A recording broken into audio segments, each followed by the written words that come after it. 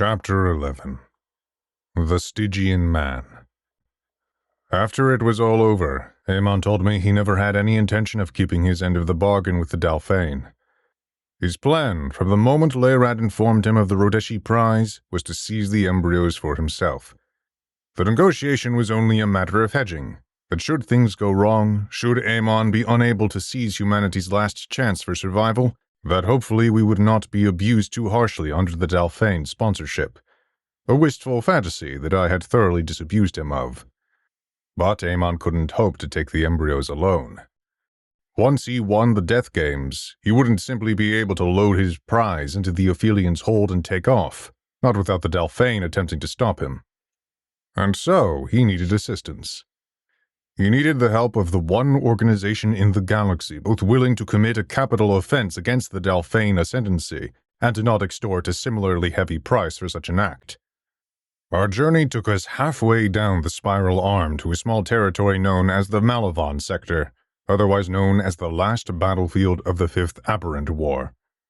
Most of the planets in this area of space were razed into burning hellscapes or otherwise shattered into mineral-rich asteroid clusters. The relays here had been rebuilt into basic ring structures and opened the way back for lucrative mining operations. Never mind that this was supposed to be human territory. Never mind that those were our worlds. The harsh truth was that we no longer had the capacity to defend ourselves, and so the greedy eyes of the galaxy fell upon these systems to take what they could. The treaties were all violated before we could even send ships for our dead. Their corpses were harvested from high orbit of the ruined planets they gave their lives to defend. Aemon took us to a lonely system on the edge of the sector. We approached on a tiny moon orbiting a lava world. The burning planet, now known as Tartarus, had dozens of high-orbit drills burrowing through the crust and extracting raw material. This ore was then taken to the single moon known as Cocytus, where it was refined and processed for shipping contracts across the spiral arm. Watching from a viewport, I saw the growing black moon drenched in crimson light from its blistering partner. The mining facilities were shaped like ghastly ziggurats, with long, thin fingers stretching out across the surface. They were the only buildings I could see, poking above a diffuse cloud of pitch darkness that covered the entire landscape. I learned then that smoke doesn't rise in low gravity. It simply spreads and spreads, staining everything it touches.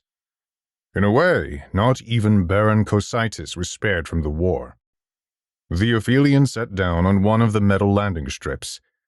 Clamps fastened onto the ship as hydraulics lowered the landing platform into an enclosed hangar. The iron groaned and screeched as the doors shut above and the interior space was pressurized. Unlike the pristine world of Naiad, this hangar was covered in ash and grease. Cables hung loosely from the ceiling.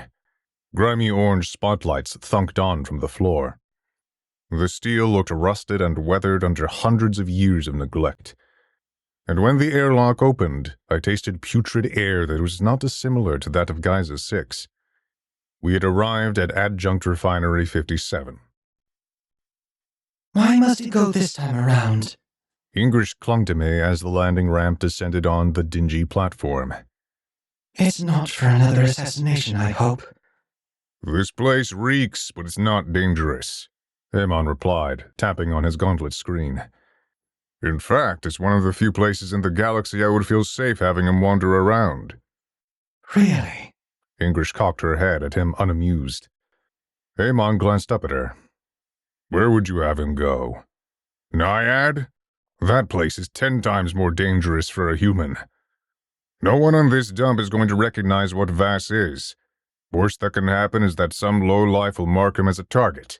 And then I'll leave said lowlife a bloodstain on a bulkhead. I know, but what if something... If Vass is going to stick with us on the Ophelian, and I mean for the long haul, I need him tough. If he can't handle Cocytus, that's going to be a problem. You and I both know we'll be heading for far worse. He's still a child. A child who survived Giza 6. If I didn't think he would be up for it, I would have taken him to Sanctuary. Ingrish crossed her arms, trying one last bid to win the argument. But he still can't understand words well, and I'm not permitted down, so he's staying. Amon nodded towards me. What do you think? Do you want to come along with me? Part of me wanted to stay on the Aphelion, true, but this seemed my only opportunity to enjoy a semblance of the freedom I had on Giza 6, and I did not know when such a moment would arise again. And besides, practically on first breath, this place was already much more comfortable to me than Naiad ever was. I nodded my head. Amon shrugged his shoulders. See, he understands well enough. And if you're still concerned, call for Kybet. She's a good enough translator in the meantime. Ingrish tilted her head in annoyance at Amon before stomping back into the Aphelion. Amon pulled his pistol out of his holster and checked it. In a strange way, I suddenly felt a new kinship with him. We were both comfortable treading in the dark places of the galaxy, although for entirely different reasons. Turning to me, Amon hesitated before he spoke, trying to choose simple enough words for me to understand. Finally, he looked me in the eye. She wants to protect you, more than anything. I do too, but I can't have you weak, I'm sorry.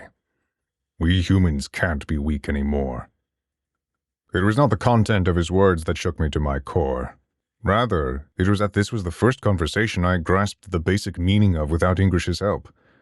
I was so astonished that I glanced behind, expecting her to still be there, translating in the background.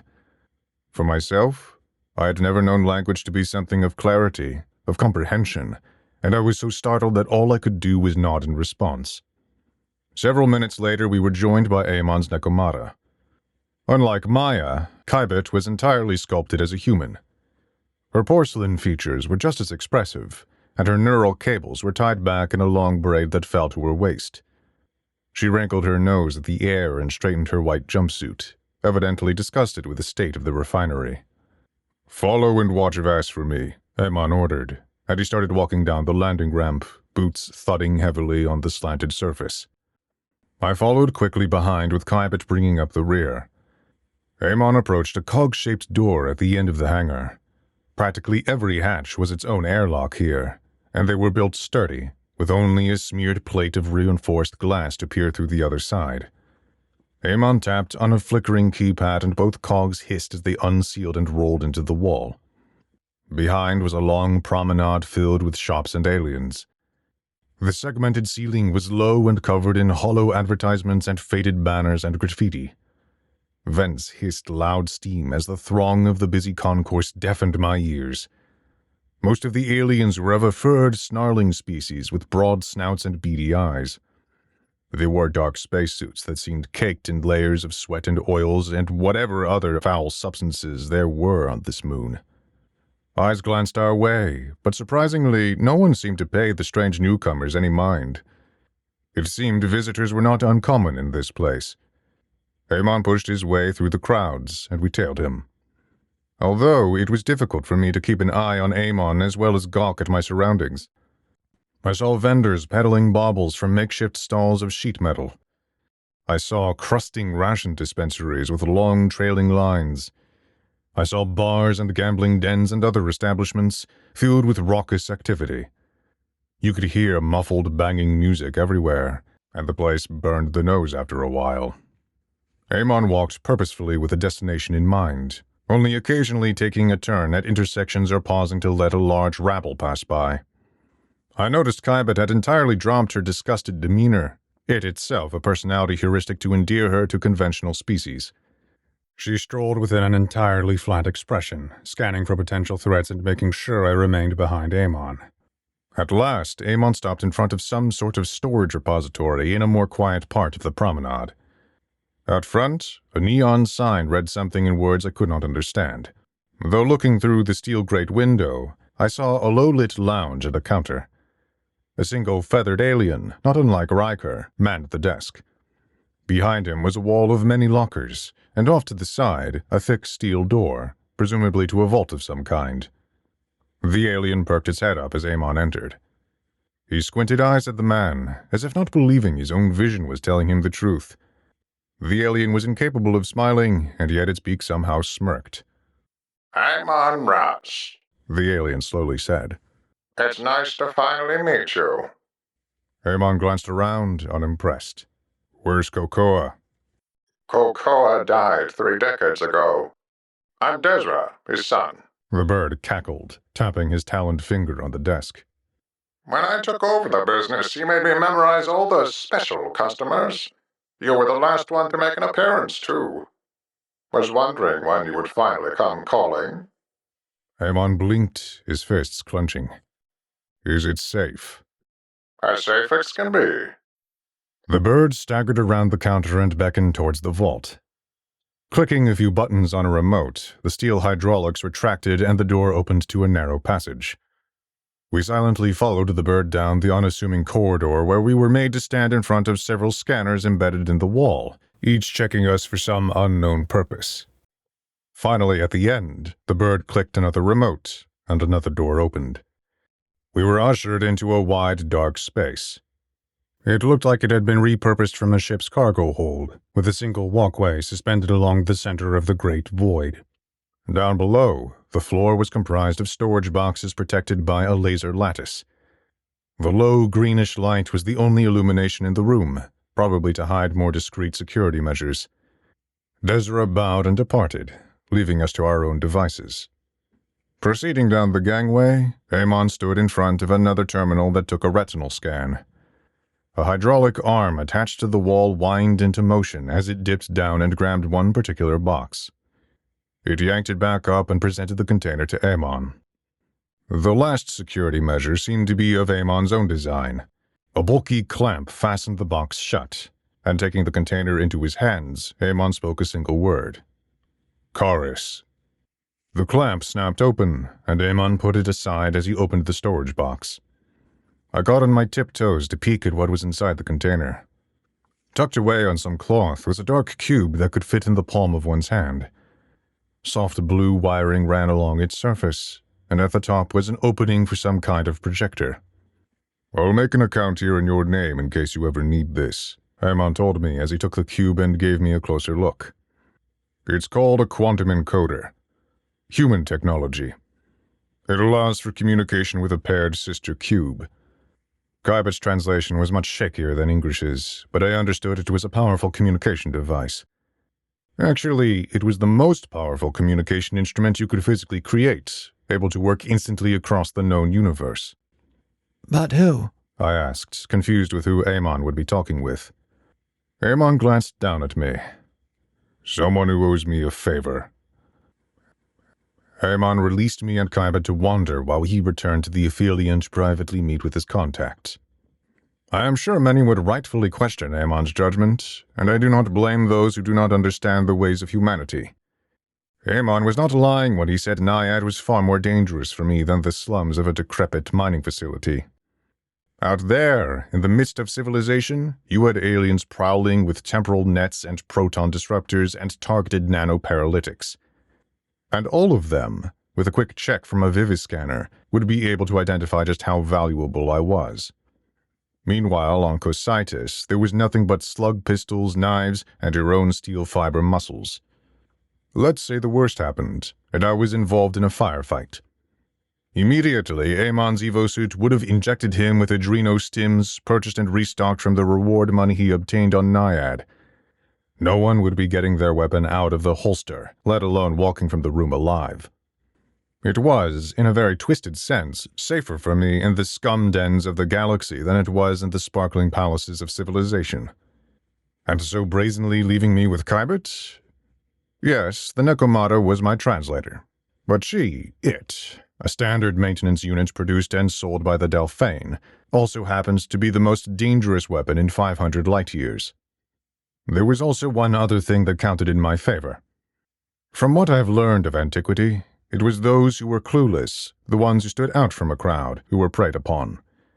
In the present, it is precisely the clumsy who are left alone. Because, be it out of sight, they were certainly wearing an ion shield or guarded by invisible servo drones, ready to tear apart limbs at a moment's notice. I could have walked the length and breadth of Cocytus without someone daring to lay a hand on me. And on that promenade, I did. Kybet carefully steered me away from the less reputable parts of the already disreputable Refinery 57, and instead we wandered down the long, winding bazaars. I was most fond of the vendors selling bits of technology, especially anything that was flashy. I liked watching the whirring of power cores or the bubbling of energy bricks. Once or twice I had to be stopped by Kybet, attempting to walk away with some shiny object in hand. While I was aware of the concept of stealing, the Mansa do not have markets like other species. On Giza 6, it was assumed that if wares were out in the open, they could be requisitioned. I never had the opportunity to use this privilege as a Xeno-Urtaf, but I was no longer an Urtaf. I was something else. As we continued walking, I do not know what drew my attention to the Anansi, the hooded alien with whiskered black skin. It was sitting on a ragged carpet with an open lockbox filled with meal chips. The alien had placed itself a distance from the other vendors, taking up a quiet corner as it sat and waited. I paused over the creature, studying the alien as its two leathery hands jittered on its knees. Noticing my curiosity, the alien spoke in a language which Kybet translated, even while she was distracted and scanning the crowds. It is asking you whether you would like to know your future, She said. I do not understand. I replied. Future. It means your unresolved past. I nodded at the alien, unsure of what to expect next. The Anansi held out its whiskered hand, evidently wanting something from me. After a few seconds of awkward silence, Kybet was forced to intervene.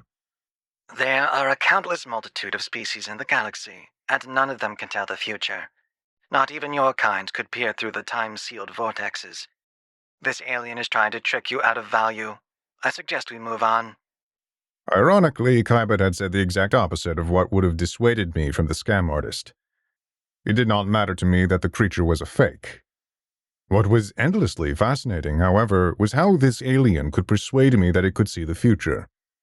In other words, I was far more interested in the idea of a scam than I was in its purported abilities. I pointed to the alien again, gesturing for Kybet to do whatever she needed for the fortune teller. The Nekomata rolled her eyes and she lifted her wrist. Plucking a cred chip from a slot, she dropped it in the lockbox. The Anansi gestured for me to sit down on the rug. It took out 3 scented candles and lit them, placing the waxen lights in a triangle surrounding us. The wicks from the metallic canisters released a powdery incense that choked the throat. Swaying back and forth, the alien began chanting something that was unintelligible. I glanced at Kybet, but she kept scanning the crowds, evidently not willing to entertain the alien's gibberish. Turning back, I saw the creature had thrown off its hood. Its many-faceted eyes were red and entirely opaque. A mandible jaw clicked in chorus with the sounds the creature made with its throat. It was shaking rhythmically, clicking to some silent song that only it could hear. Suddenly, it stopped, and it lifted its eyes to the ceiling. The Anansi held up its arms and waved in the air, as if pulling a prophecy from nothingness itself. Finally, after a long second, the alien looked back down. It rushed, mumbling as it tried to grab me. I was so startled I couldn't react, but Kybet had her hand on the creature's arm before I could blink. With a single twitch of her wrist, she lurched the alien's arm in its socket and slammed the Anansi to the ground, grinding its head against the reeking rug. You shall not touch him, Kybet calmly told the alien. The wild energy of the Anansi was gone. The creature hastily nodded its head in agreement, deep in fear of the cold Nekomata. For myself, I crossed my arms, disappointed that the show was over before it began. Kybet had broken the mystique, and I knew then that the creature would not be able to persuade me that it could see the future. Kybet slowly let go of the Anansi, and the alien reluctantly picked itself up. Obviously now, wanting to get the whole thing over with, it raised its bristly fingers to my forehead, careful this time not to touch me. And here is the only really interesting thing about the Anansi race. As I have learned, what Kybet said was true. No species of my time had the ability to see into the future. However, the Anansi had garnered something of a reputation because while they could not see into the future, they could impart mimetic commands into the subject. The hypnotized person would go on to fulfill the prophecy. This little-known secret was how they worked their trade and received repeat customers. The Anansi opened its mouth, but just as it was about to speak, its voice caught in its throat. The alien suddenly seized, much unlike before. It was like it had lost control over its own body and was fighting to get free. Kybet had yanked me back in a split second, dragging me away from the hooded alien before it could do anything else. The Anansi choked on its own breath and shrieked so loud that all the surrounding aliens turned towards the commotion. Kybet was pulling me as hard as she could, trying to get me as far from the scene as possible. I caught one last look at the Anansi. The alien was staring straight at me. I had never seen such a frightened expression in my life. It was as if it looked upon some horror let loose from dread stars, like it knew some unimaginable, terrible secret that it could not speak. Whatever had seized the alien suddenly let go, and the creature shuddered with one last horrifying jolt. Blood spurted out of the Anansi's eyes, and the false prophesier fell over on the ground, dead. Chapter 12. Oberyn. The Rodeshi have many death games. It is the only kind of sport that is sacred to them. However, their favorite is a board game known as Pazak. Translated into Galactic Basic, it roughly means He Who Desires the Galaxy. The game mimics the rise and fall of civilizations, with the board being a 4-spiral arm galaxy. Individual systems are represented on a 3-dimensional plane, with FTL restricted by IBIS drives until relays can be constructed. The game is separated into 3 distinct phases, being exploration, conquest, and finally, collapse. This is marked by some sort of catastrophe which sweeps across the galaxy. Even though there are winners and losers at the gambling tables, the goal of Pazak is not victory, a calcified end state meaningless to the universe the game is designed to emulate. Instead, the end conditions are used to seed the board of the next game. But what makes Rodeshi games unique? What separates them from most galactic entertainment is that players are expected to use their own resources as part of the game. Real money is invested into digital economies, real technology is traded for research bonuses, and real weapons of war are used as units. I admit, it took me by surprise that Amon Russ would not be considered a player, but rather yet another piece on the board. "So you're the game master," Amon spoke flatly, drinking from a bottle of Rodeshi wine. "I've had time to do a little research. What's your GLA rating again?" "0.83. Oberyn puffed from a long pipe he held with his 3 fingers. "If you have any doubt of my qualifications, I was sent to the Otomnu Academies when I was 5 solar cycles old. My first memories were learning the fundamentals. I assure you, your money cannot buy better talent." We sat in a cushioned, round booth on the Rodeshi pleasure yacht. Evidently, this Oberyn was considered of very high station in his society. As a matter of fact, the game masters were considered just one rung below the ruling class of Rodon. I just wish what was comfortable for a Rodeshi had been comfortable for a human. The booth was 2 sizes too large. Amon reclined while my feet couldn't reach the end of the cushion. It never gets easier being a visitor in some alien's ship. Unlike the Aphelion, the pleasure yacht's ceilings and halls were disconcertingly large for humans. Everything felt more difficult than it ought to be. I hated the bright lights inset into the glaring plasteel walls. They gave me a headache as I stepped aboard. I hated how the air had a sweet taste in my mouth, like the scent of a nauseating perfume that wouldn't go away.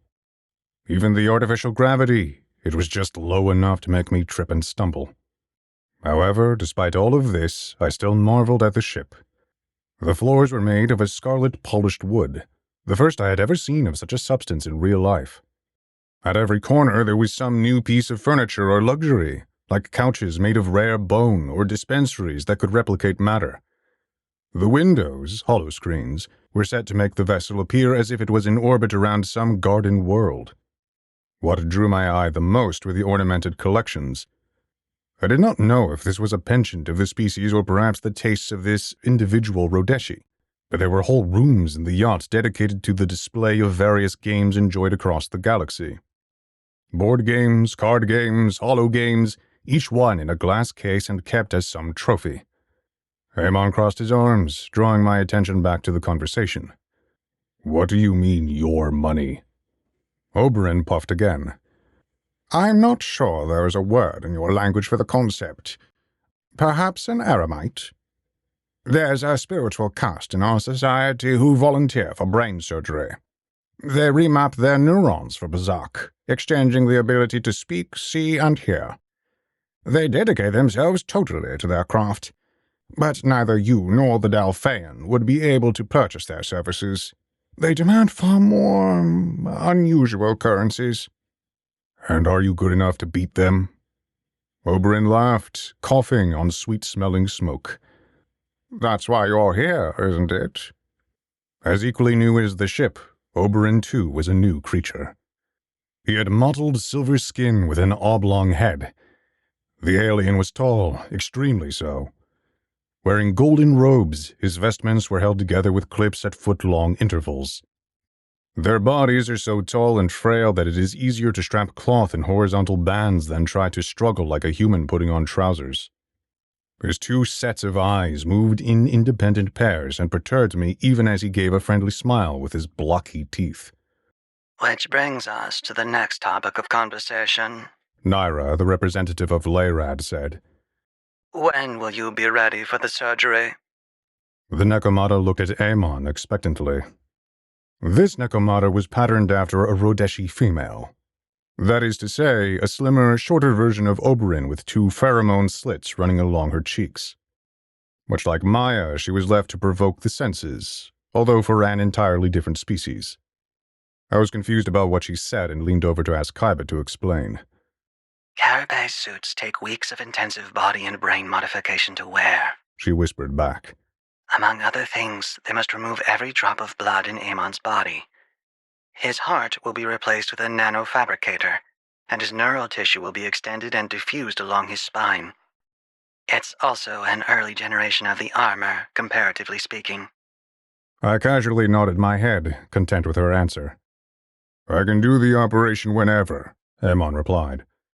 But it's Tut who's going to do the surgery. Naira pursed her lips. The suit is an incredibly advanced. Which is why Tut is going to do it. Have your surgeons ever actually worked with corpse armor? Naira hesitated. We've run the best simulations. Forgive me if I prefer a doctor with actual experience. Run it up with Layrad if you want. Unless you want to risk something going wrong, that is. The tips of Naira's fingers opened and a holoscreen appeared in front of her. She tabbed a message and unhappily swiped it closed. I want to hear more about your strategy, Aemon asked. As a piece on your board, I think I have a right to know what you're planning. Oberyn grinned. Of course. I'm not sure how familiar you are with Berserk, but there's a cap on the amount you can bring forward on any game. This is calculated on the skill level and particular rule set of the tournament.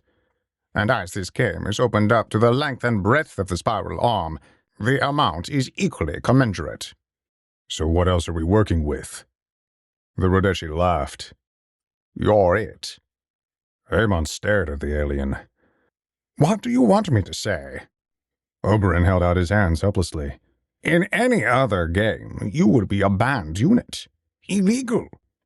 I wasn't even allowed to run them in simulations. There wouldn't be a point. Let's say we start on a single world with no resources in population. You still break Berserk's single combat mechanics. It doesn't matter what combination or force multiplier they put against you, you win hands down. Every known permutation in the galaxy has you overwhelmingly coming up on top. The only way to lose is for the other player to deploy another human, or if you are so exceedingly stupid that you get yourself killed wearing one of the most powerful suits of armor in existence. And that was before the Zero Sword. And what if there are other humans? Do you have knowledge of any of the other players yet? Their units? Am I going to have to kill my own kind for your game? Kybit was not English, and I so desperately wished she were here right now. Above all, English could explain things that Kybit couldn't. She could pick up on things that Kybit wouldn't even notice. But my mother was not permitted on the pleasure yacht. not without a phonic color which caused her a great deal of pain. And so I had to guess at the obvious signals in the room. Amon seemed utterly repelled by the death game, though for the life of me I could not place the reason why. Now you're asking about the pre-round. Oberyn leaned forward. That's a bit more complicated. Legally, of course, no one has to publicly disclose anything. However, let's just say the betting tables have their methods of obtaining information. You'll be happy to know that there's no word of other human units, at least not yet. But there is another one of your species entering as a player. Oberyn tapped a few keys on the table and another human's face appeared in a hologram. I don't know why, but the breath always seemed to steal from my lungs on the rarest occasion that I saw another human face, even one so marred and disfigured as the one that was shown before me now. I suppose it always was a reminder that no matter how terrible the circumstances of my species, that I wasn't alone.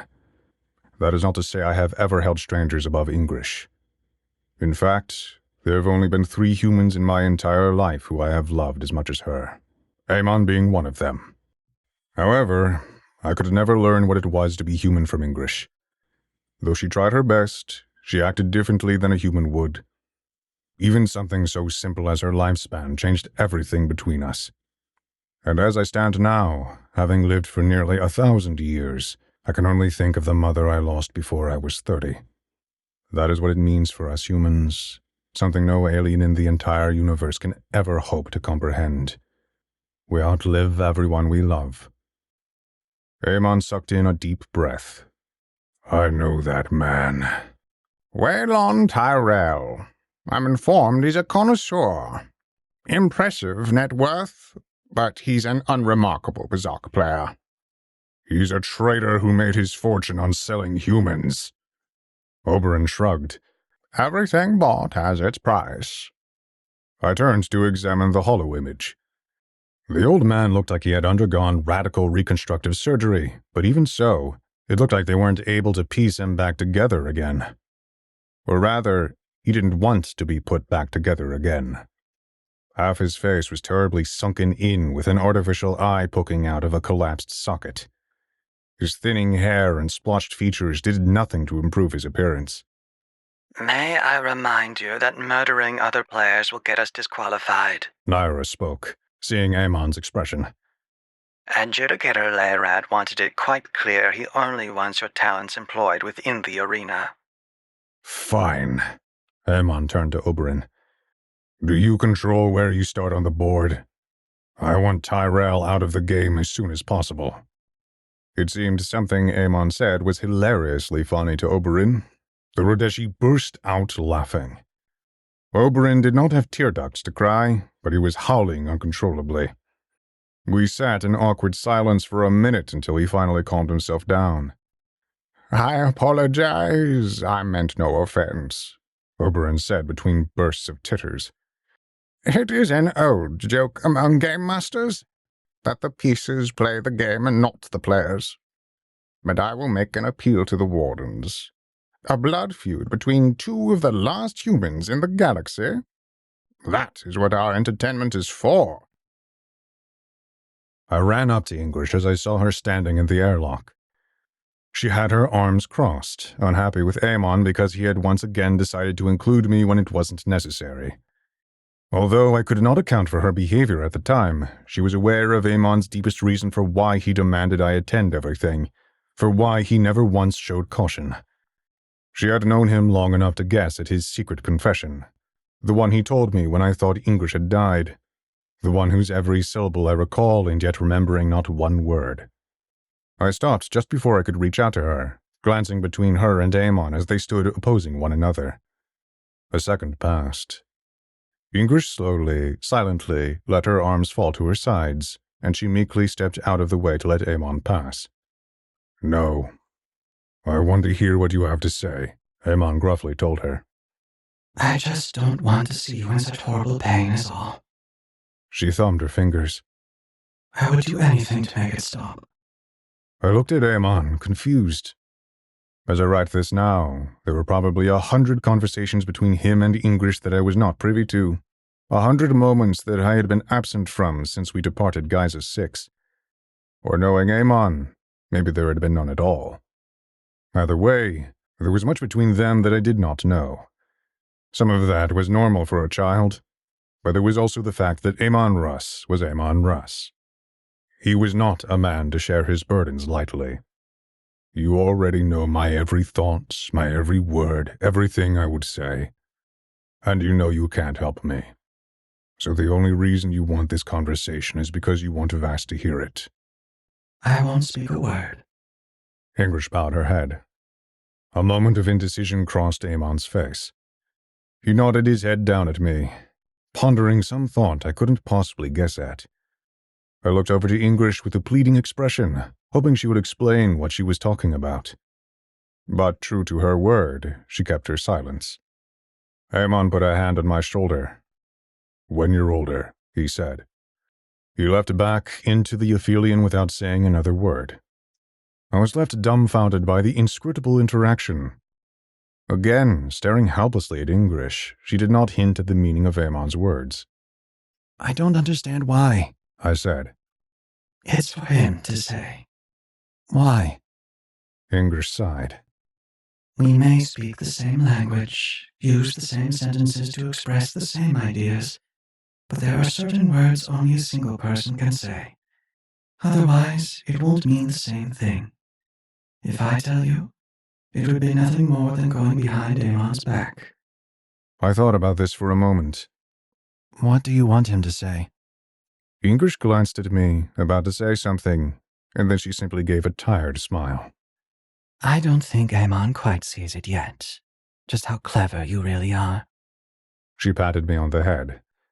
I winced at the gesture, but I didn't try to stop her. Chapter 13. The Looking Glass Palace. I feel as though I have rendered a myopic account of the galaxy thus far, and if I continue as I have, further events will lack their proper context.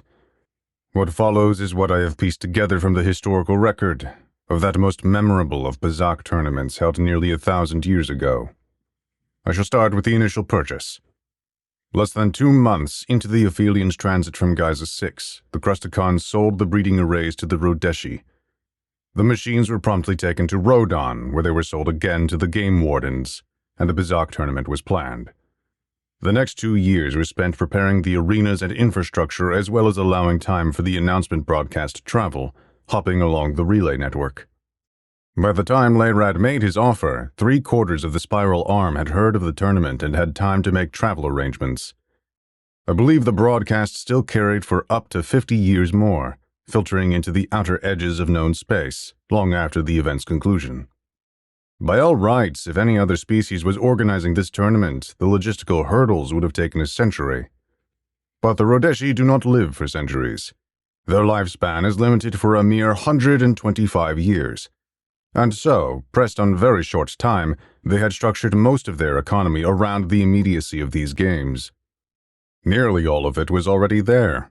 The 10,000 orbital coliseums, equipped with expensive 3D megaprinters, able to create and deconstruct any environment the games required. Around them were the palaces, small ring worlds gilded with gold and the capacity to fit hundreds of arcologies. They housed the actual game rooms, which in total entertained about 1 million players, all of whom would be competing on the same galactic map. The stands themselves were spaceports, with hundreds of thousands of pleasure cruises booked for viewing. It is not an easy thing to express the sheer scale of these games. In all, I believe 592 billion were in personal attendance, and another 23 trillion watched remotely at various time delays. The means to feed the arriving crowds was itself an interstellar industry, requiring dozens of dedicated agri-worlds. Any aspect of these games would require volumes to fully elaborate on. From the permanent cloud of broadcasting satellites, to the continent-sized server infrastructure on Rodon, to the absurdly intricate system-wide traffic lanes, this was the collective effort of a species who knew no other pastime. And no other species treasured their leisure quite like the Rodeshi. But perhaps the best example, a true wonder of the galaxy, was the massive superfleet. If something so small as a superfleet could be compared to the network of relays around Rodon's star. And even all this was not enough to handle the sheer volume of traffic. Rodon was one of the few worlds that had to maintain permanent fleets repairing the space-time damage from overuse of IBIS drives. As for our personal involvement, Layrad had been looking for candidates to wear the carapace suit for quite some time. It was only by accident, and in those final few months, that he discovered a living, breathing hero of the Fifth Aberrant War. The rest is as I have laid out from my perspective. And finally, for those who have studied this era in history, you can find my full research in the appendices of this account. However, I regret to inform you that I may not be able to answer your most pressing questions regarding the tournament. I cannot say for certain when the Xurok decided to involve themselves, nor precisely by what means they had infiltrated into the Rodeshi high castes. Oberyn had extended many invitations to Aemon to attend the banquets taking place before the Pizak tournament. It was only after a generous bribe that Aemon acquiesced to one, and only one. Later, I'm surprised Aemon accepted at all. I can only surmise that resources on the Aphelion had been so desperate that his hands were all but tied in the matter. But then again, it might have been the singular individual who also happens to be in attendance at that party. As for myself, I was brought along as well. And Ingrish, who could not bear to see me alone, reluctantly put on the phonic color. It limited her abilities by constantly emitting a static noise on her thoughts, preventing her from any telepathy except through touch. She pulled me aside during the party, and we waited in a tall balcony overlooking the hall as Aemon was paraded around by one of Oberyn's attendants. The game master himself was strangely nowhere to be found. The Looking-Glass Palace sat in low orbit around Rodon.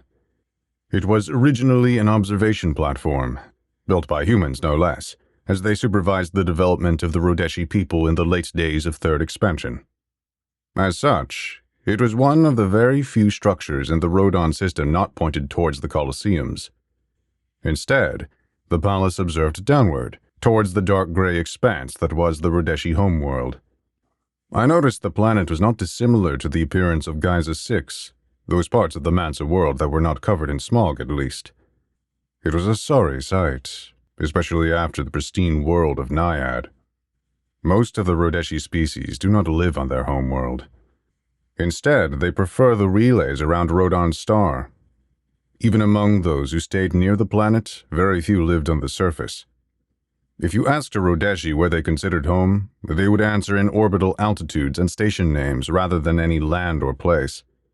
For better and worse, they are of a kind that only look upward. Returning to the party, we sat in the gigantic sphere hub of the Looking-Glass Palace, which was once a human command bridge. Down below on the main floor was a central raised platform with a circular dais. Once the captain's deck, it was set with various tables and buffets and a decorative projector which displayed a 3D map of Rodon. Deep control trenches progressively ringed outward around the dais. Once filled with tech equipment and administrative staff, these were remodeled into private booths for conversation and the enjoyment of various substances. And finally, where we sat, were the viewing balconies up above. Once reserved for station personnel, there were now seats for the waiting attendants, personal servants, and those guests who could not secure an invitation for the amusements below. Ingrish glowered at the Rodeshi banquet, running her nails along her black gown and looking as though she might murder the aliens down there. For myself, I sat numbly in my chair. Ingrish had given me a spiky piece of fruit to eat, but I had set it aside, the taste being nauseatingly too rich. I rested my elbows on the railing, looking out over all the party guests, most of whom were the Rodeshi elite. But as boring as they were, I did pick out a smattering of colors and shapes of other species, all from the ultra-wealthy castes of their own worlds. They're asking Aemon about you, Ingrish told me, gently putting her hand on my arm. He's receiving buy offers. How? I asked, wondering how she knew without her abilities. Earpiece, Ingrish explained. But I can tell anyway. They're too polite to stare, but they are all glancing our way. Ingrish raised an arm and made an incredibly rude gesture with her hand. I heard a murmur of distant chuckles and conversation, much too indistinct to make out, even if I could understand the language.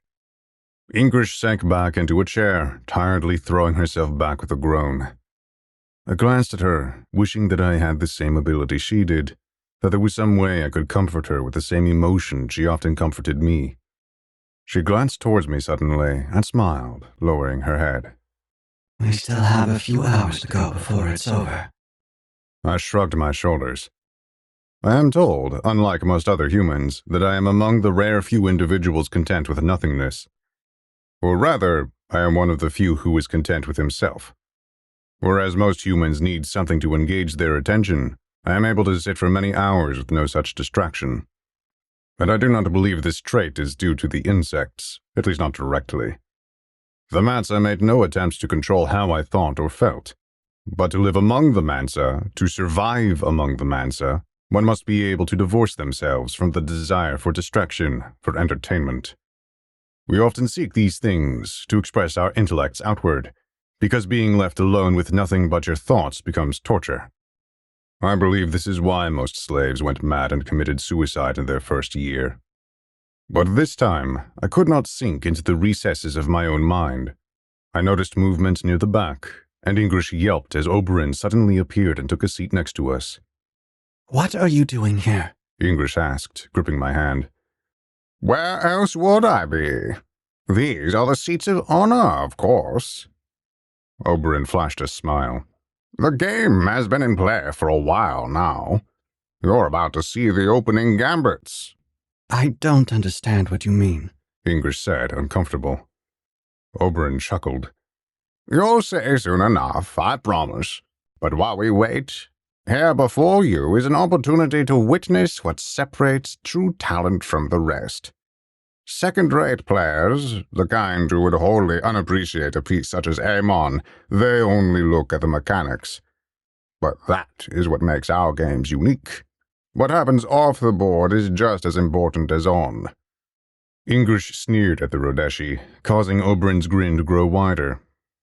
You take offense at my species' way of life? He looked at her as if she was something of new interest. I think murdering people for entertainment is wrong, English objected. I do not deny that most of the galaxy come to spectate our games for the blood, for the sliced flesh and crushed bone. Certainly they come to us to satisfy their most debased appetites, but they are not the reason for our sport. And I think if you set your prejudices aside, you can find what we do here entirely reasonable. English snorted in disbelief. Oberyn leaned over, looking down upon the comparatively short English. Tell me, don't Bake have games as well? Doesn't your species engage in drama? Don't you pretend to make war? Yes, but... And more than that, shall we discuss your literature? I am certain if I peek into your culture, I shall find every depiction of every brutality imaginable. So it is with most of the galaxy.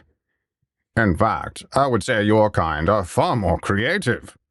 We have Berserk, while you have invented songs, dances, poetry, illustrations, every form of art depicting the exact same thing we do here. And your people consume it no less voraciously than we do. So why it is that you judge us for merely being honest about this instinct, for which you do everything to excuse yourselves of? That's different. English looked out over the crowd, trying not to pay attention to Oberyn, who was staring at her, unblinking. Yes, as long as it's not someone real getting hurt, correct? To which point you'll invent lifelike biots and hollow-generated scenes to simulate the real thing as much as possible. You'll enact these fantasies with every texture, every scent, every small detail. But so long as it's not real, right? What's your point? English asked. Oberyn innocently held up his hands. In you, in every species in the galaxy, is an instinct for meaning. This you call entertainment, but it is no different. You want purpose in everything. You crave it so much that you invent fictional wars, fictional people, to die in the most horrible ways imaginable just to satisfy you, so you can inhabit that meaning. That is the ultimate point of our lives, to create purpose from randomness. But your morality forces you to restrain yourself, indulging by proxy. And all the while, you crave the meaning that your characters take for granted. You see, that is the purpose of our games. While the rest of the galaxy invents fake people and fake meaning, we do so for real. We take real people and fashion their dull lives into something more. I'm told the translation of my title is Game Master in Galactic Basic, but that is not accurate. A more proper translation would be Honored Storyteller. I could not help but notice the mania of the Rodeshi's explanation. He barely paused for breath. It wasn't simply that Oberyn was explaining to Ingris's viewpoint. He was proud of it.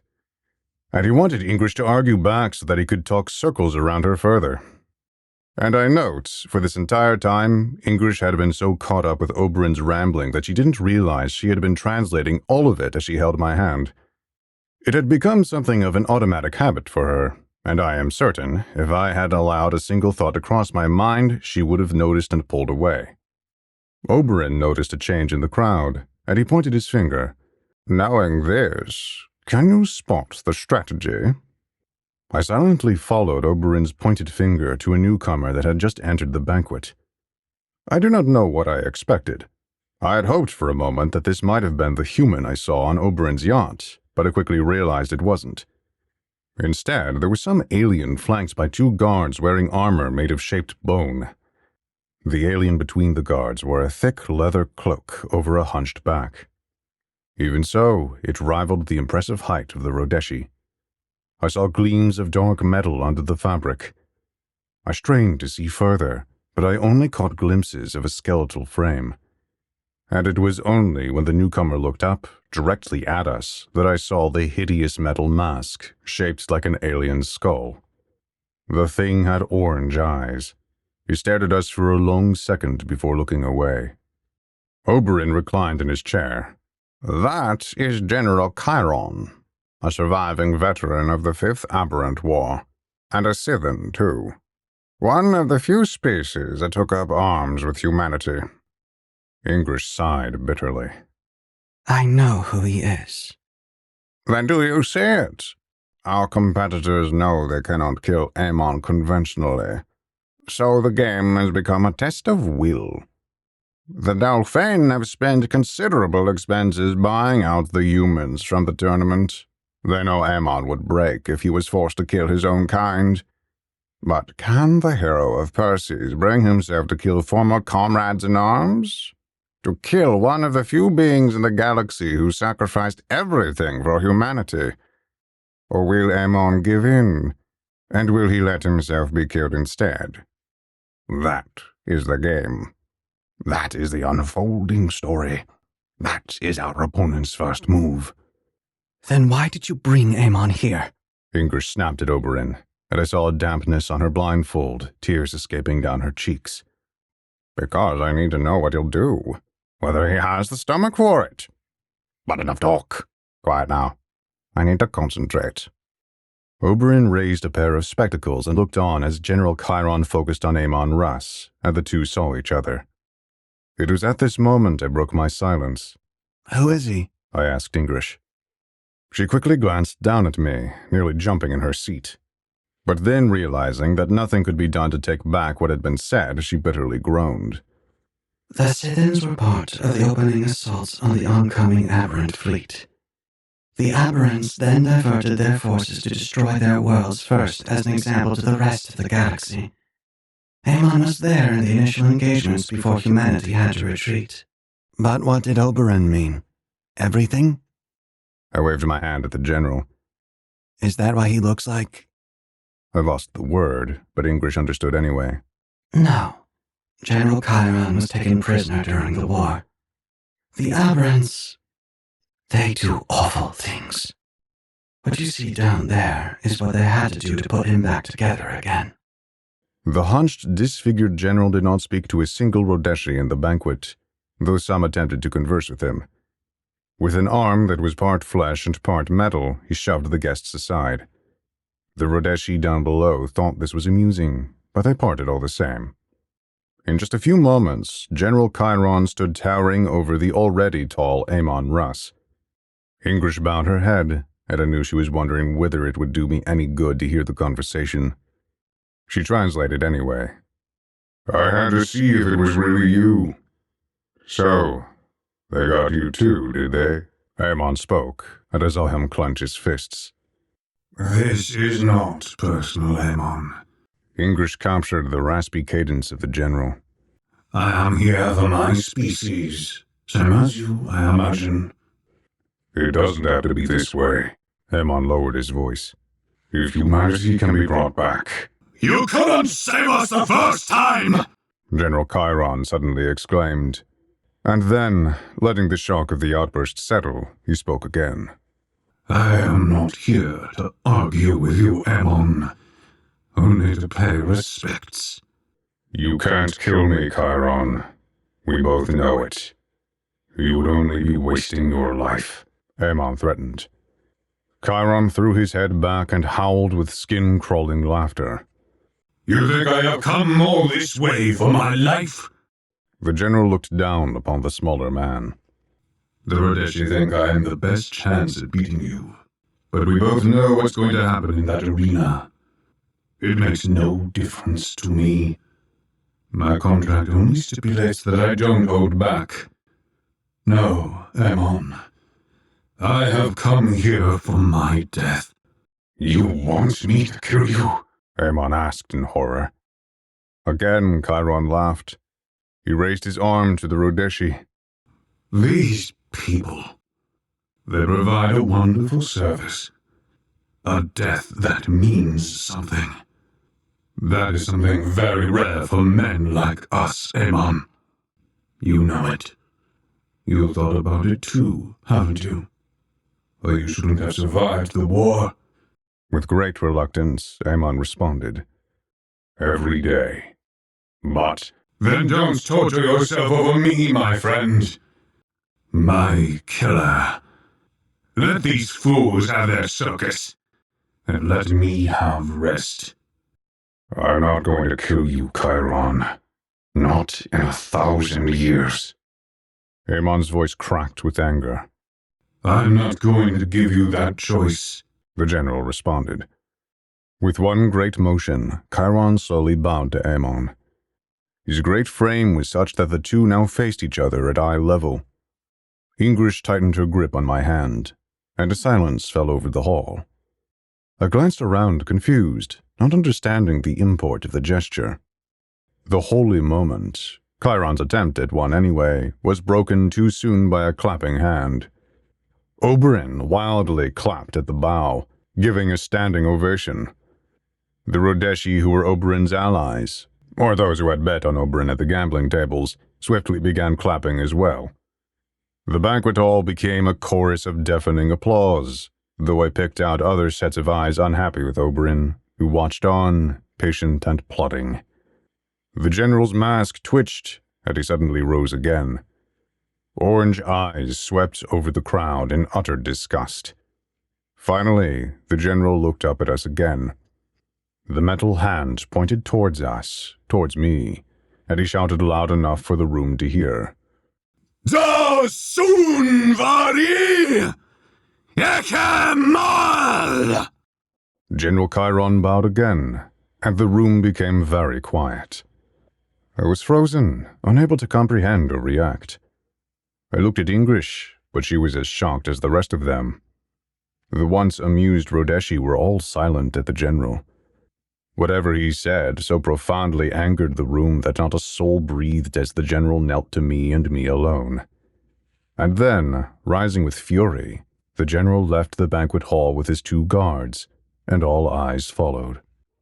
Oberyn was the only one still himself, grinning from ear to mottled ear. What did he say? I asked Ingrish. Ingrish glanced at me. In polite language, She slowly said. see that child over there? I recognize him too. and I see no other equal in this room. Chapter 14. Cargo Bay 13. The greatest sin in the Rhodeshi people's eyes is tedium. It is precisely that critique which they level at existence. Better to be bleeding out in a battlefield than to be bored, or rather, better watch someone else bleed out.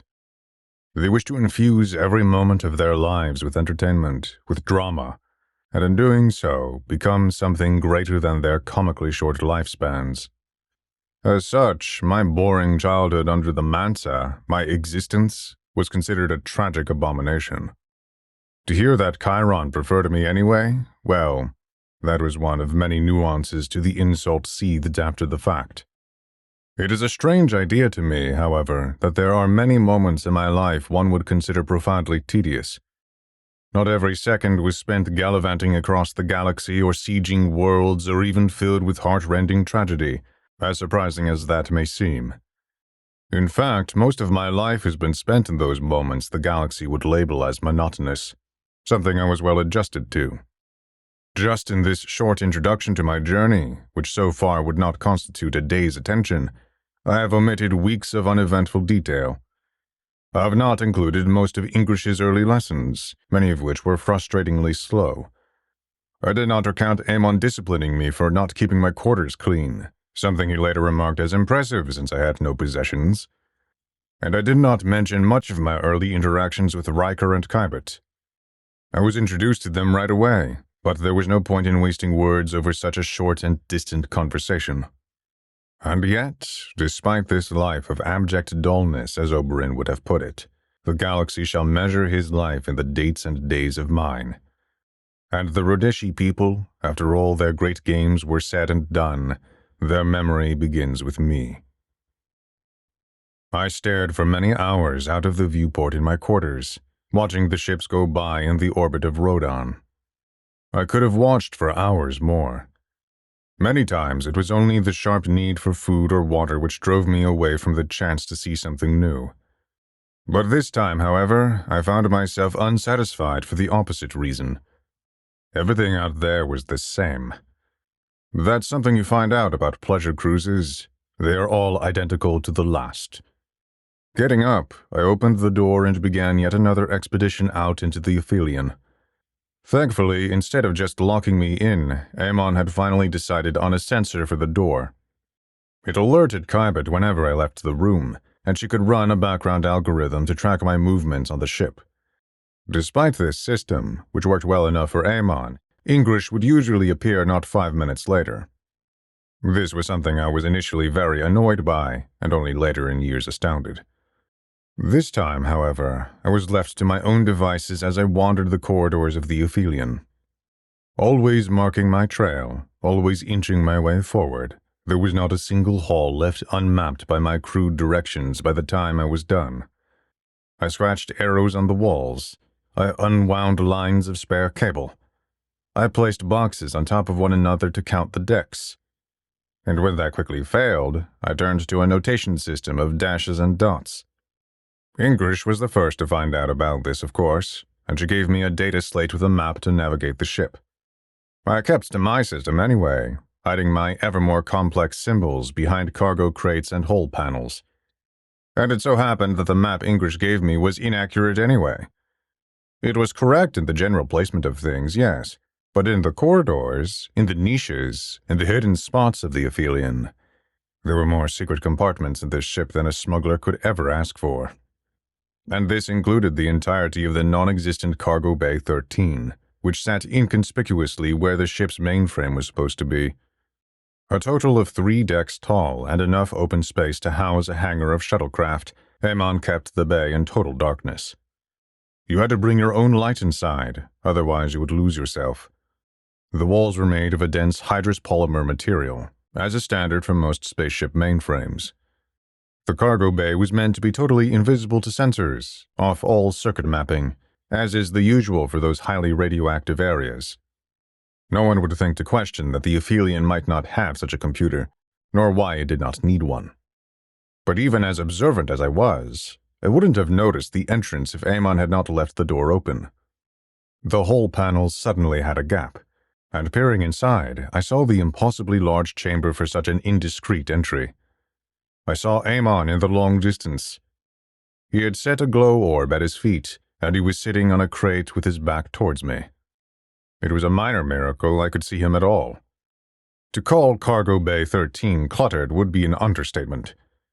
The only thing on this ship more disorganized would have been the 6.5 centuries of memory that oppressed Amon wherever he went. And this room itself was only one small corner of the man.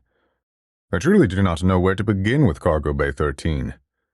There were at least 100 flash-fossilized heads mounted on the wall, most of them ferocious animals from various planets.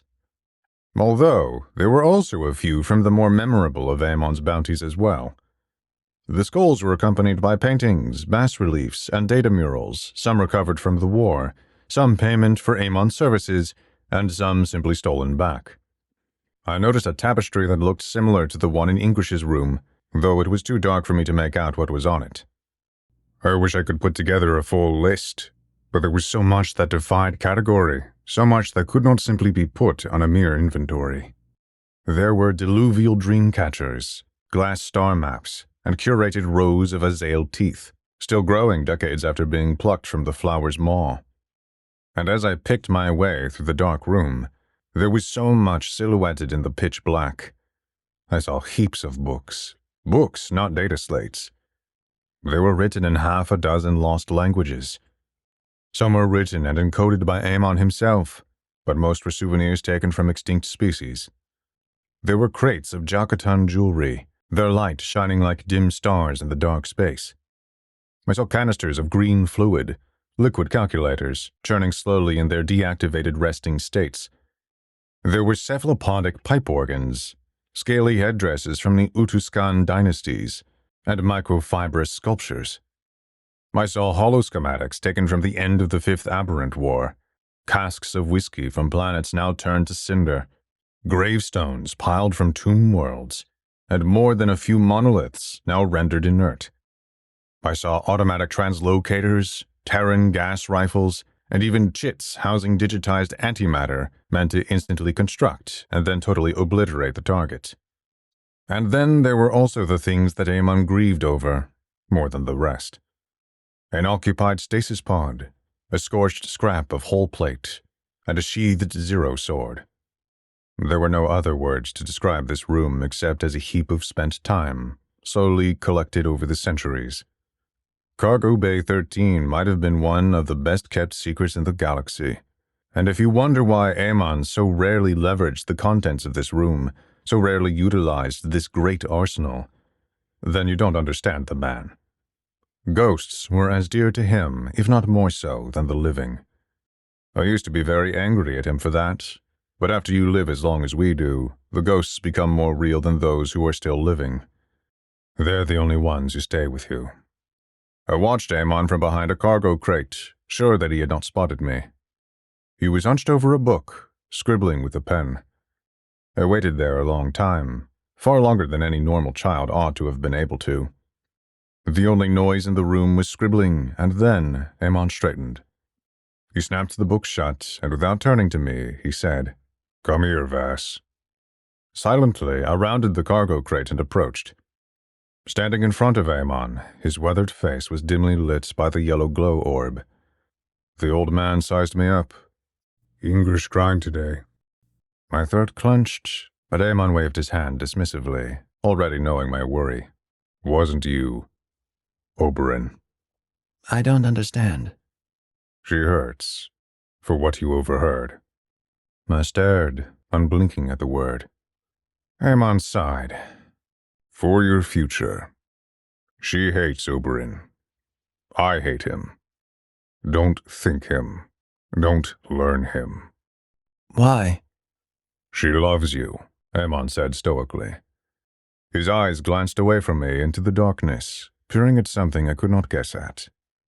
He stared for a long time before lowering his head.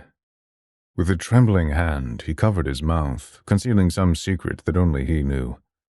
And then, with an expression of great agony, the only emotion I then recognized on faces, Amon said, "I love you." I didn't know what to think. Amon couldn't say those words, not the way English could. I suppose that is the drawback of growing up with a telepath for a mother. You come to expect an intimacy that no one else in the galaxy can express to you. Amon could never impart to me 1,000th of what English could share without a spoken word. But then again, it was also true that English could not speak one syllable from Amon's mouth. And as I stand here, gazing over a murdered star, I realize that I have forgotten much of what English has said to me over the years. But from Amon, not a single word. However, I can't say I had any sense of that at the time. Can I leave? I asked suddenly, driven away more by the fact that I just didn't understand Amon. The old man slowly nodded, but just as I turned, he called out, "Wait." I glanced back. Amon stood up, towering over me. "What did you take?" I held out my palm. It wasn't that I meant to steal anything. It was that I needed something to track my way back here, and I simply chose the most apparent object convenient to me. It was one of the few items not covered in a thick layer of dust in the cargo bay. A silver cruciform bound by a chain necklace. It had been resting on the stasis pod just near the entrance. Amon reached out his hand and bid me place the necklace in his palm. I obeyed without hesitation. He inspected the trinket for a long while, running it along in his hands. Finally, he stood up and placed it around my neck. "We are not alone," he said. And just as the same, he could never say those words with the same tenderness or feeling that English had. Nor could he make the moment the same as it had been in the access tube. However, as I realized, the whole conversation he had with me could not have been spoken without many tedious hours. He would have had to sit with English for a great deal of time, carefully memorizing every narrow meaning I knew. And it was all just so he could speak with me face to face, without an interpreter. He did as much, knowing that those words meant nothing, not a single thing, except that they were the most important words to me. And they just so happened to be the most important words for him as well. He was to undergo surgery tomorrow, and it was that he would not be able to speak until after the carapace suit was taken off again. Until after it was all over. "The Dalphane told you this armor was an antique, yes?" Tot asked, examining one of the ocular nails with a hand scanner. Amon crossed his arms. He was wearing thin, loose clothes in preparation for the surgery. "Let me guess," he said. "The armor is not in the best condition." Tot set the implant down onto a nearby tray. "As far as my inspection goes, the gravity shielding is completely disabled. Ion emitters are at 5% efficiency, so don't expect much protection from some of the higher-end plasma weaponry. Short-range teleporter is 1 to 2 charges left, and then that will go too. You'll be relying entirely on the armor's raw plating and regenerative capabilities. Speaking of which, the nanofabricator is 83% depleted. I do not recommend taking much damage, otherwise we will not be able to take the suit off without killing you." "So, it will be just like old times," Amon sighed. He glanced at me. "Corpse armor. You know why we called it that? Keeps you fighting even after you're dead. No heartbeat, no breathing, no brain. You don't get to die until you bleed every last drop and then some." The old man continued talking. I would have listened more, but English politely put her hands over my ears and refused to translate. Amon's mouth moved, and he seemed to be staring at something 1,000 miles away. When he did finally glance back, he let out a wry smile and shook his head. Looking over to Tut, he motioned that he was ready. He jumped off the bed and the two went into the surgery suite where all the scalpels and saws and needles were ready for their grisly work. Amon marched up to the bed and laid down while English and I watched behind the reinforced glass. "One last thing," I heard English translate Amon's voice as he stared up at the butcher's instruments. "Have you begun teaching vast history yet?" You're asking now? English looked at him worried. "Might as well," Amon said as Tut gave him a shot of anesthesia in his arm. "Kid, if you're hearing me, listen closely. You're not going to learn this from a data slate. If you want to know how bad the war was, how desperate we were, how much we sacrificed for this galaxy, don't look away. Amon closed his eyes, and the very words English translated were this, a final order to the doctor. Don't let me dream. Depending on the generation, a carapace suit can take anywhere from a few days to several weeks to put on. For Amon, he wouldn't wake until the start of the games. I suppose English could have ordered me out of the medical bay, spared me what I was about to see. He would have saved me a few nightmares. But I think she knew Amon needed me there, that in whatever part of mind that was still aware during the surgery, he needed a reason to hold himself together. He needed a reason to fight, even as the Rodeshi dragged him right back into the hell of the Fifth Aberrant War, the hell of wearing that armor. And as I look back, I realize Amon was never trying to save humanity. He was not that kind of man to take up lost causes. He didn't care one whit about some embryos that would have had to have been grown in vats. No, the reason he allowed himself to be gutted, without a single complaint, was that he was trying to save my future, spare me from the life I was going to live once he was gone. Whatever flaws Amon Russ had, whatever blame you can assign the man, he never hesitated to sacrifice himself for another. And so he walked to that butcher's table for the sake of a child who had no notion what he was trying to do. The surgery begins with the installation of the ocular nails. Long, thick spikes. The black implants were sharpened to a point and studded with monofilament wires. They were slowly driven through the eyes until the ends poked through the back of the head. This would take up to 6 hours as the monofilaments embedded themselves into Amon's brain and restructured his nervous system, preparing his mind and body for the more severe modifications. Portions of Amon's psyche had to be sectioned off, lest he go insane upon waking. The man's own emotions, the amygdala, among other parts of the brain, were scanned, saved, and cauterized. By the end of the first stage, his eyes were gone, replaced by black orbs prickling with red light. The next part was the attachment of the exterior vertebral column. Each individual piece was drilled into Amon's spine, with thin tubes inserted down the length of his body. Black, viscous fluid was pumped in, the nanites quickly getting to work restructuring Amon's cellular functions and isolating his nervous system from his organs. These tubes would be removed later, after the metal vertebrae had fused with Amon's spine. Once the man's brain had been effectively rendered independent of his bodily functions, Tut got to work. Opening up Amon's torso, the doctor hollowed out most of his insides. He took out Amon's heart and stitched the nanofabricator to the artificial veins growing inside the blackened cavity. His stomach and intestines were replaced with a pouch about the size of my fist. The rest of the space was filled with much of the technology Tut had talked about earlier, directly integrated into Amon's body. I believe the lungs were the only thing not carved out. They didn't have the part for it, so they let the nanites break down and convert the organ into its much smaller and efficient replacement.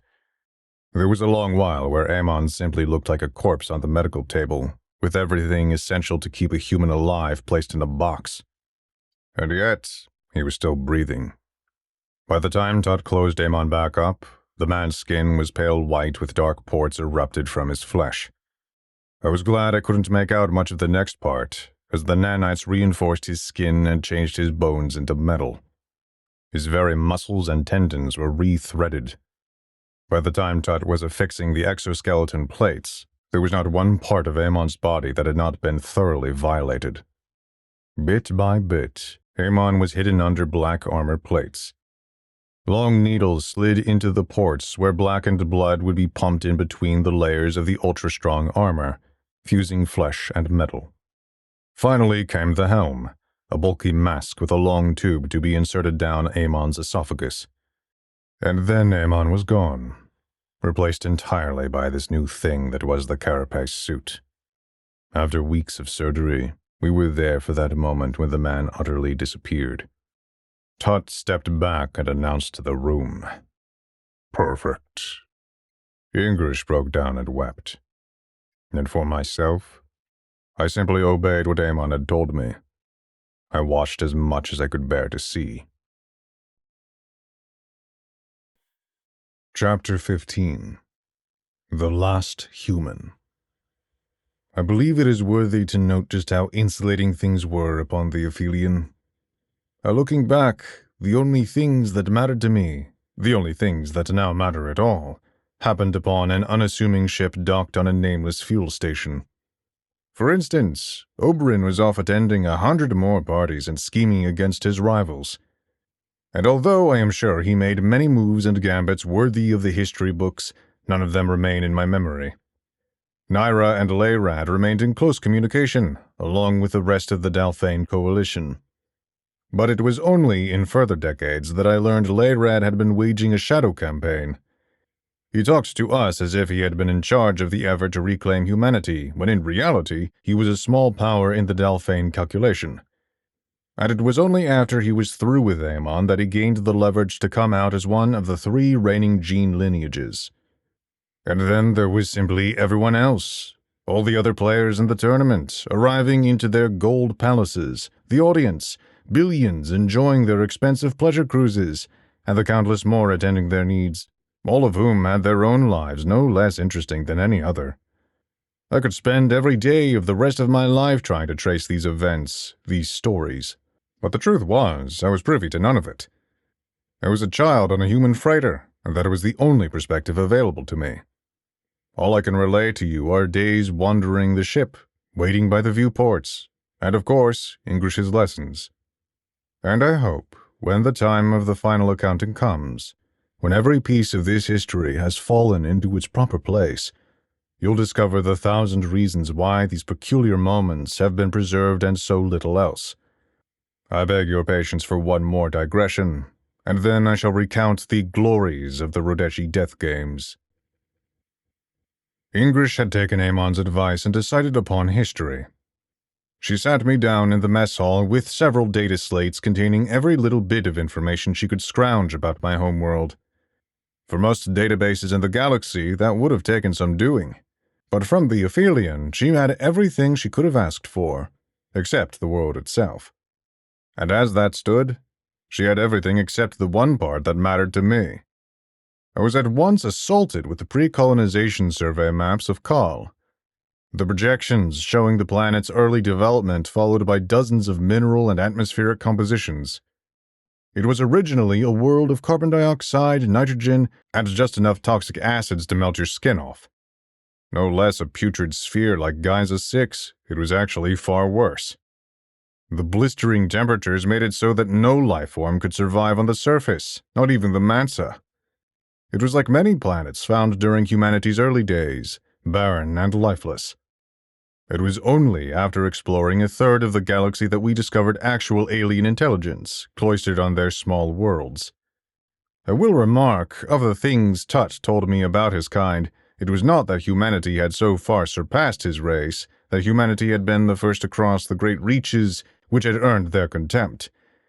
It was rather that our ambitions had been too low, that by our first contact we had forgotten everything the Belazar desired to know. Our races met bitterly, without the joyous reconciliation that had been expected. And it was with that same contempt I treated the lesson. English thrust in my face the data image of a human I had never seen before.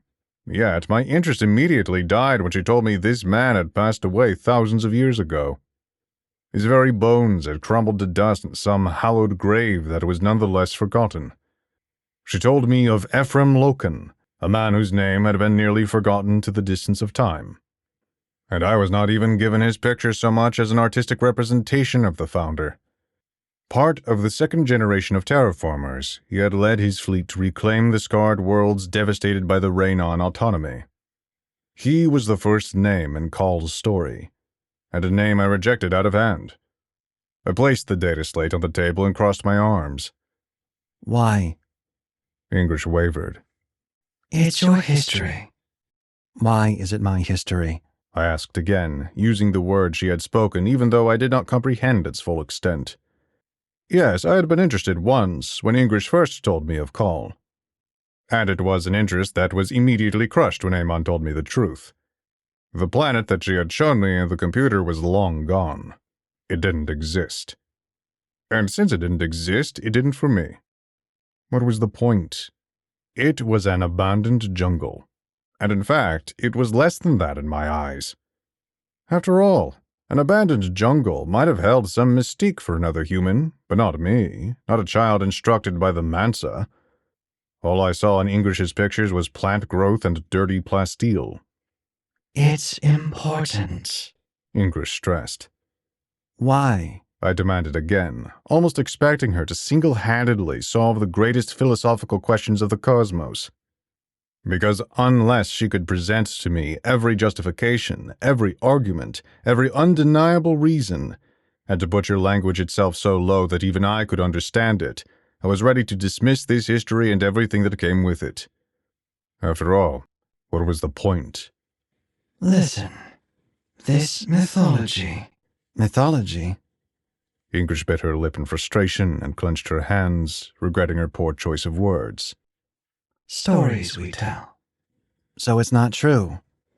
No, not exactly, but... So it's a lie. I exclaimed triumphantly, grinning to myself for winning against this pointless lesson.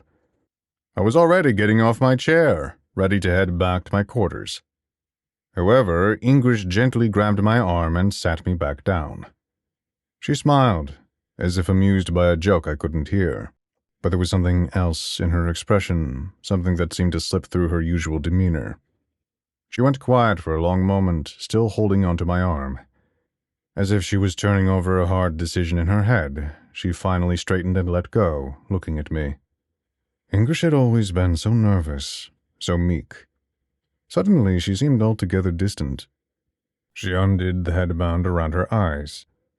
Placing it on the table with her eyes closed, she carefully folded the scarlet cloth. Leaning forward, she opened her eyes once more. The green orb stared at me.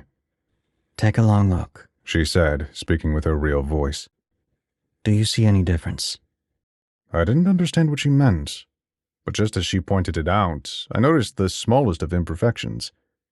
It would have been impossible for me to see before at her quarters she had hidden her face too quickly. But upon closer inspection, her left eye was a lighter shade than the right. In fact, the flesh around her eye seemed the tiniest bit off. It sagged just a little more and was of a paler color.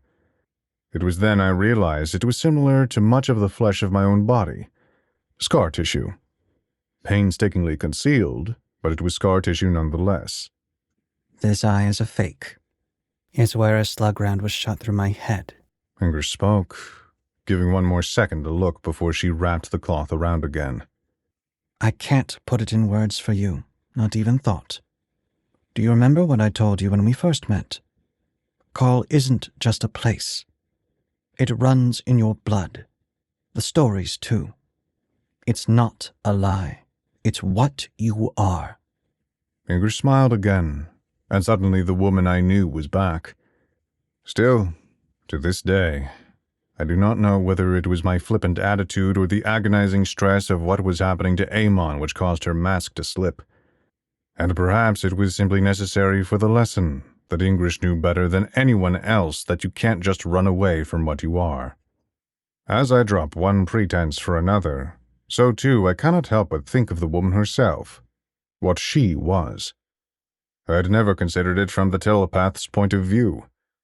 She could see others totally for who they truly were. And so it was tempting for her, as it was tempting for all Bacchae, to become the perfect veneer others wanted her to be. That was the alien side of English. Which part of her was more real? The English she desperately wanted to be for me, or the English she wanted to leave behind, the one that hit a bullet wound? And this is the strangest thought. English never once lied to me. She was my mother, in every way that counted. But as I reflect from nearly 1,000 years in the future, I cannot help but recall how her real voice sounded so awfully different than the one in my head. I don't think it had been childish of me to fear Tut. There were many childish fears I experienced when I was young, but the fear of the ship's doctor was a proper one. It was not, as some might imagine, that Tut was particularly evil. There are many species that one could consider malevolent, but the Belazar was not one of them. It was rather that Tut was not something humans nor any other species were meant to encounter. The ship's doctor always left more scars on you than he healed, even if you couldn't see them. Not to say that he was anything less than precise. Every time his surgeries were flawless, and every time you left that medical bed feeling as though you lost something. That was why my eyes darted around in the darkness, searching for the spindly figure. I crouched low, doing my best to not make a sound, as if that would make any difference to the doctor. I winced as the door to the medical bay opened rather loudly, and I crept inside. Amon was undergoing the last transitions of the carapace suit. The final work was done invisibly, nanites changing molecular structures and forming yet more layers of hardened mechanical tissue. He was lying face up in the surgery bay, looking like some alien monster from a bygone battlefield. I do not know why I was so compelled by his final request, watching as much as I could over the long days. But as I realized, this was the first thing Amon had ever truly asked of me. Not as an order, not some instruction for the daily tasks of the ship, but something more. Is there a word for an act that gives you purpose? Your reason for existence? Perhaps not in the human language anymore, for there are none left to speak it. But Amon had finally given me a role, and I was not going to let my fear of the ship's doctor keep me from it. And so I waited and watched in the dark medical bay. As I reflect now, it is strange to me that these holy grounds of healing are always homes to such horror.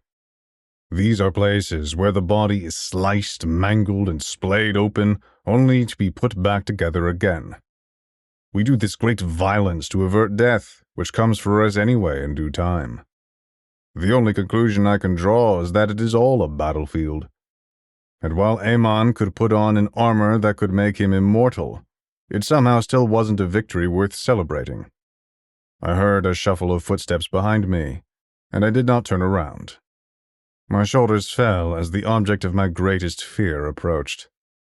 "You're not supposed to be here," Tut wheezed. I am, I quietly responded. I did not know what the Belazar was going to do. Honestly, over the years, I have had many nightmares that the alien would abduct me from my quarters and do to me like what he did to Amon. But Tut acted like he didn't care. He simply stepped forward and observed alongside me. With his hands behind his back, the only sound in the medical bay were the long wheezes of his respirator. Why? I asked, not even sure what I was asking. But there was something that ought to be explained here, something that ought to be justified. It wasn't right that such horror had been done to Amon. And if I were to leave here without understanding the reason, then it was just senseless. And that somehow seemed even worse. It wasn't that I didn't understand the necessary reason for the Radeshi games nor the armor's functional purpose, but that wasn't enough. I needed to know why this had happened, not the excuses we made in the meantime. Tut laughed, and it was an awful sound. "Ask your mother." Now, I said. Tut thought for a moment. "You are not you." I glanced up at him, confused. what? Tut leaned over me, as if he was inspecting some piece of putrid meat. "This is not you." He pointed to my body. "This is not you." He pointed to my head. I don't understand. I replied, more frustrated. "Faulty. Broken. Imperfect. How can I be broken? How can you be made to be perfect?" Tut responded with another question. It was at this I stopped and realized he had been speaking with me fluently, even better than Kybot could. I furrowed my brow, confused. I only had a few interactions with Tut, and he was the last person who should have been able to converse with me. How can you speak like me? "I am your doctor. I must know how to fix you." With that, Tut left me. And as the Belazar closed the bay door behind him, I tasted vomit in my mouth. I did not know what Todd meant in the medical bay back then, but with the grace of the time and hindsight, I have no need to obscure his meaning now. The truth was, neither Amon nor myself were properly human in Todd's eyes. After all, we were the products of modification, careful genetic therapy to uplift us to a higher existence than our forebears. We had finally loosed the shackles of biology. But the humans we once were as a species, the kind that had been molded from the dust of Terra, they were all gone. We were simply the ignoble things that took their place, and we were far lesser than our predecessors. In Tut's eyes, the armor was, not a punishment, I suppose, but it was an inevitability. It was the end of the road we set ourselves down, extending and protecting life without one thought to what immortality really means. And at the final conclusion, when our experiments raised a legion of deathless enemies, the only thing we had left to turn to was the armor. It's a tragedy that we can never go back. That original stock, the ones who built crude rockets and lived for no more than a mere century, they had died off thousands of years ago. There's no telling when, and the truth has all but fallen into myth, and so too everything else. For myself, I believe our first extinction happened shortly after our sun had been poisoned. That had been the great fracturing of our race, when the trunk split off into 1,000 different branches. It just happened that my lineage was the next obvious successor, and so we continued the name. However, I must wonder of that moment, all those millennia ago. There's no record, no final account, not one word that was written of the last human, the last one of our true ancestors. And when he finally looked up into the stars and breathed his last, no one had been there to take notice. No one had been there when the last human faded into that long night. What I think now is that Ingrid had been right to reprimand me. For this unknown individual, this nameless ghost, has haunted me all my life. As a child, I thought if only I could thrust everything into plain view, then I could sort out what possessed real value. But it is true that these things have lives of their own. And it is equally true that the absence of these things weigh just as heavily in the final accounting. I had lost my home world, my people, and everything with them, and the emptiness they left behind shaped the course of events as much as anything written on these pages. Chapter 16. The Eidolons of Salazar. The last I saw of Amon Russ was the black carapace suit rising from the medical bed. It got to its feet slowly, unfamiliar with its own body. Looking into those eyes of flickering red light, it was impossible to tell whether anything of Amon was under the dark mask. I wasn't even sure he had a face anymore, under that helm which seemed more like a second skin. I remember him taking one breath from his new mouth, and I didn't hear him breathe again. Tut handed him the 2 zero swords which Amon sheathed at his side. Ingrid and I followed the carapace suit to the airlock where Oberyn awaited, flanked by 2 android servants. The Rodeshi smiled and offered Ingrid a large medallion, something that was apparently an ancient tradition. Disgusted, she handed it to Riker, who weighed it curiously in his talons. And then, without saying a word, Amon departed with his honored storyteller. Riker had been hard at work, renovating the mess hall with a holotable to watch the death games. The round, low projector was crudely bolted onto the floor with 3 thick wires running into an open wall panel. He was soldering some internal circuitry while Ingrid tried to hold my attention with a lesson. Kybet was taking inventory of the food stores. It was unnecessary, but it was the only task that would have kept her in the dispensary with the rest of us. Many times I've tried to get the Nekomata to explain how she felt emotions, if indeed she felt them at all. We think of heartbreak or loss as generally something pondered much after the fact, and I think this is a much different experience than the actual infliction of pain. While a wound aching after an injury, this is different than the knife parting flesh. For Kybet, she couldn't experience what we might call sadness or melancholy. She could, however, set her algorithms to keep her in the moment. She could stay in that sliver of time when Amon departed with Oberyn, even as she allowed her lower heuristics to take care of inventory. Riker finally set his tools down and turned a dial with his talons. The holotable slowly whirred to life as large display orbs flickered on, hovering in the air above. I jumped down from my seat and walked over, inspecting the many images. Ingrish gave up on the lesson and followed as well, as the three of us looked on at the galaxy's entertainment. One of the spheres rendered in the spiral game board of Pazak, and with a voice command from Riker, it zoomed in on Oberyn's starting sector. It was a collection of stars bordered by a red nebulae. All sorts of statistics appeared, showing each player's opening moves as they invested into IBIS technology and sent out probes into the outer edges of their systems. These would lay the foundations for terraformers and mining colonies, which would give their own starting bonuses. But not knowing the rules, the numbers meant nothing to me. Another display orb showed the game rooms. The darkened lounges were filled with Rodeshi on great cushioned chairs. They were surrounded by holograms, and their fingers raced across the screens like lightning. There were other aliens too, silhouetted forms just as, if not stranger, than the Rodeshi.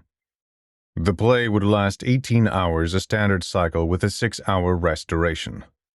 Contestants were expected to take their meals during game hours.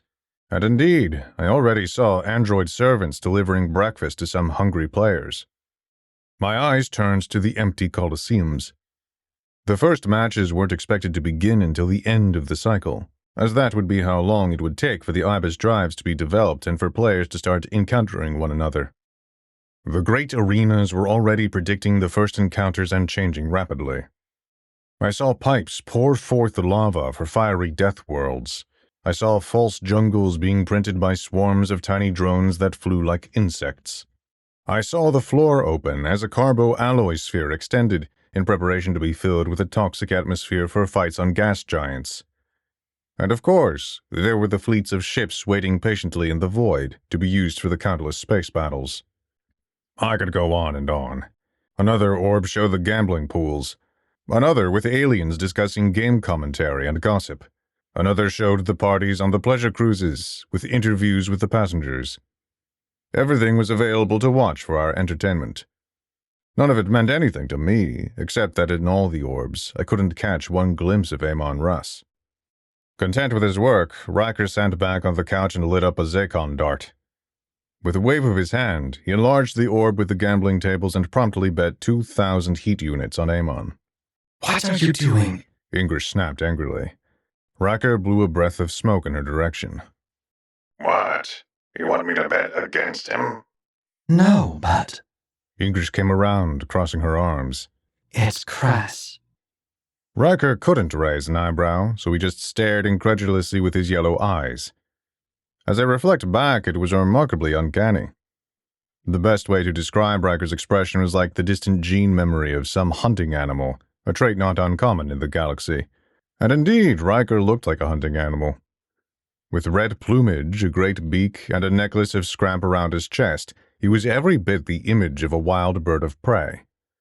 I will mention, I have often pondered the origin of so many aliens I have come across, even though such speculation is pointless. Not only is Terra gone, but Riker's kind had not been molded by natural evolution, if such a process even exists. Among all the worlds I have visited, I do not know a single part of the galaxy that has not been tampered with, knowingly or unknowingly. So much life has been created or mutated or combined, or even split apart, and all of it by someone's, or perhaps something's, appendage. There is no natural line of descent to aid me, only the faulty handiwork of someone else. Writing this now, I realize Tut was correct. In the end, we are all artificial things. Don't you want to know the odds on the betting pools? Riker clicked the display orb to a different channel. Or is that too crass for you? He nodded his head, giving Ingrish a knowing look. The bouquet lasted for about 5 seconds before she quickly swiped at a display orb. The channel turned back to the gambling pools, and peering over the image, she hesitated. Amon has 80 to 20 odds. Why is it so low? Why isn't it 100% certainty? She asked, worry entering her voice. Riker wrapped a talon on his leg.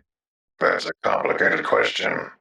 How much do you know about betting on bizarre games? Nothing. English replied, exasperated. Riker laughed, a harsh, shrieking sound which was too loud for the room. Well, there's two main philosophies, if you would call them that.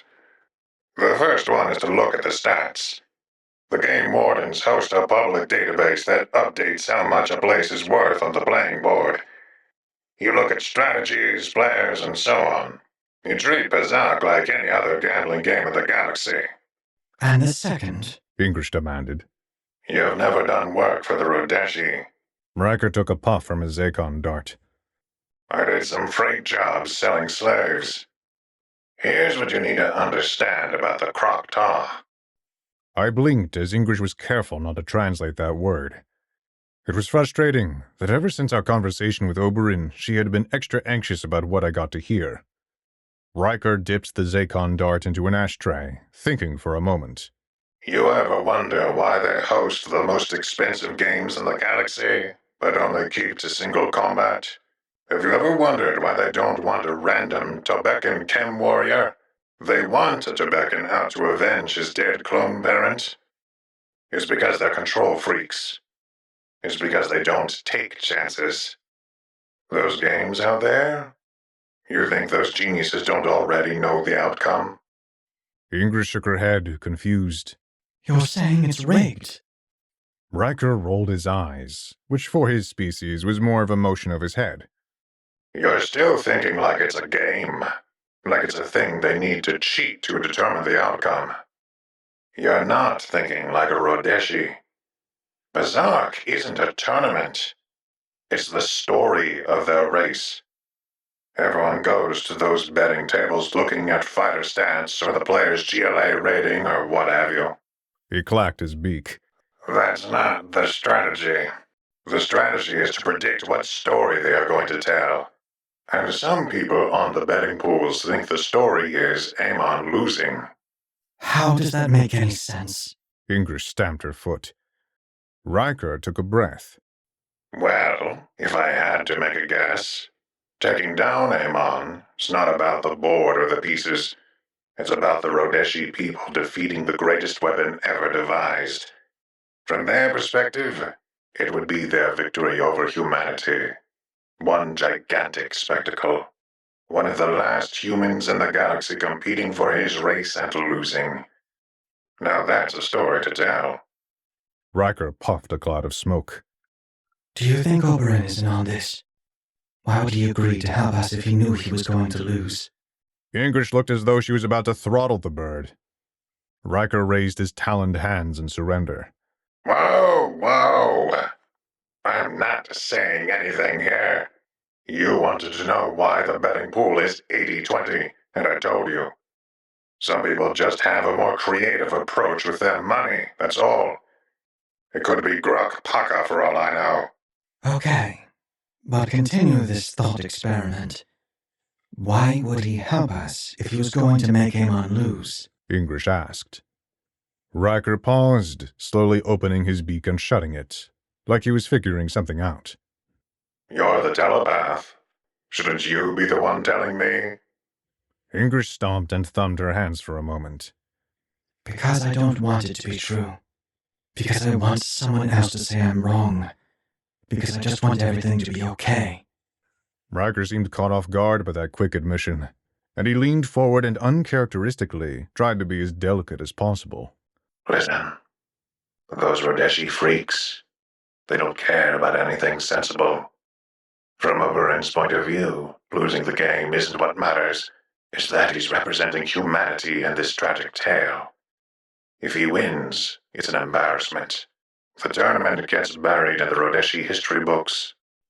But if he loses, he's going to secure himself as a playing actor in the greatest triumph of the Rodeshi way of life. Ingrid silently lowered her head. I told him on all of this, by the way. Riker tried to comfort her. I warned him, and you know how it goes with him. But Amon knows what he's walking into. He's going to be fine. No amount of mind games is going to mess with him. One of the display orbs, the one with a game commentary, suddenly showed a picture of Amon in the carapace suit.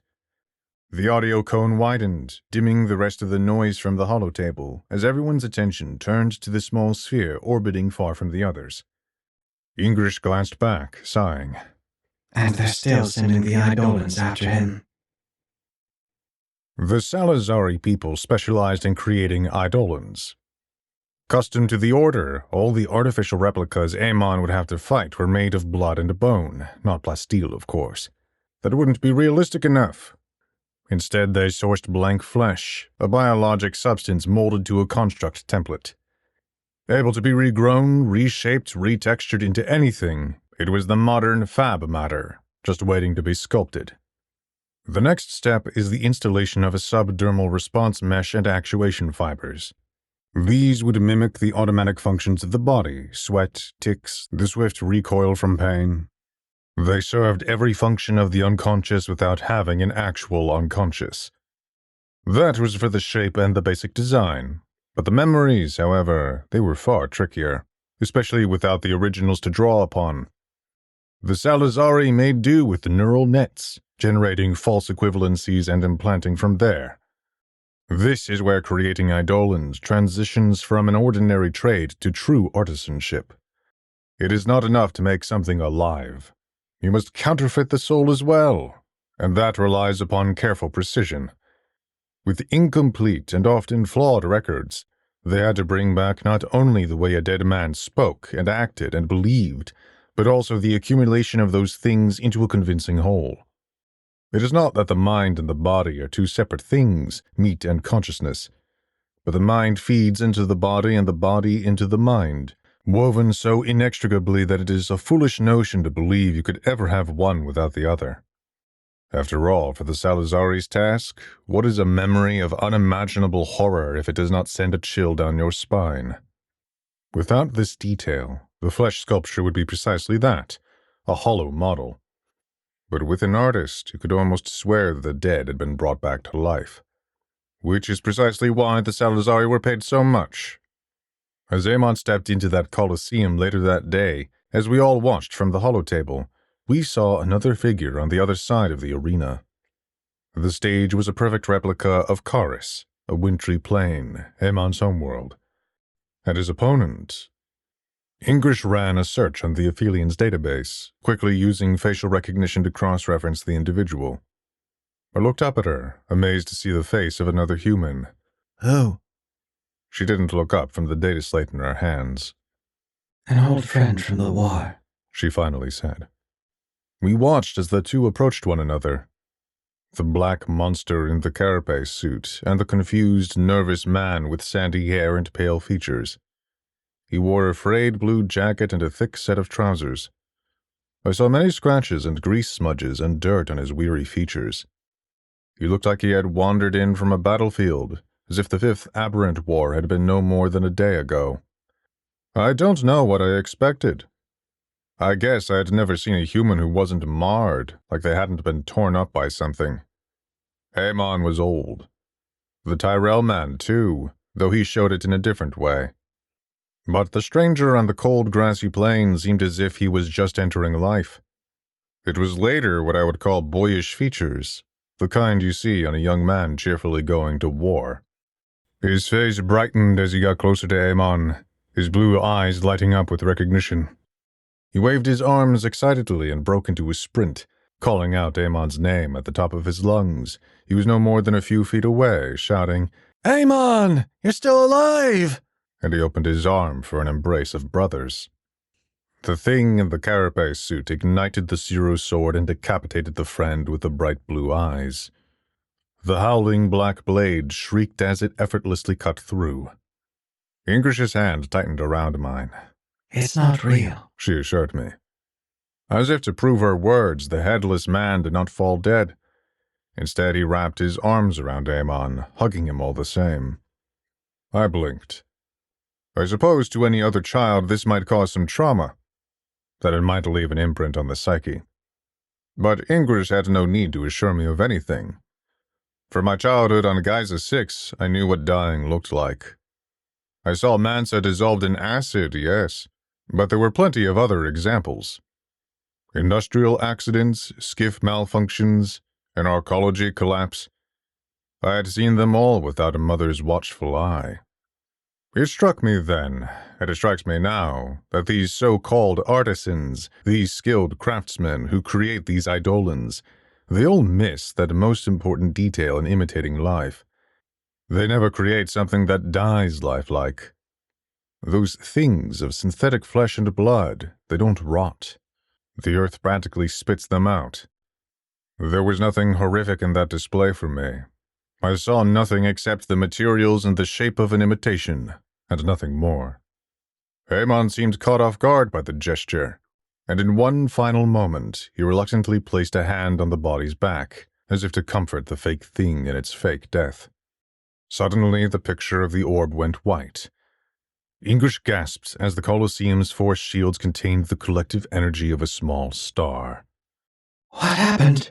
She stood up, nervously glancing at all the display orbs, desperately hoping that what we saw had been a malfunction.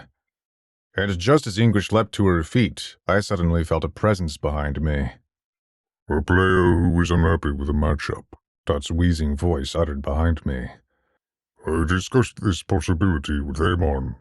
Some of the players may be so angry with being matched against an unwinnable opponent that they might break the rules. Fusion bombs are against game regulation, but, well, some see losing as worse than disqualification. If they're against regulation, then how did this happen? English implored the doctor. It's difficult, but not impossible to smuggle in such a device. I expect the actual bomb was too small to be detected by normal scans. Must have been extraordinarily expensive. And Aemon? English cried out.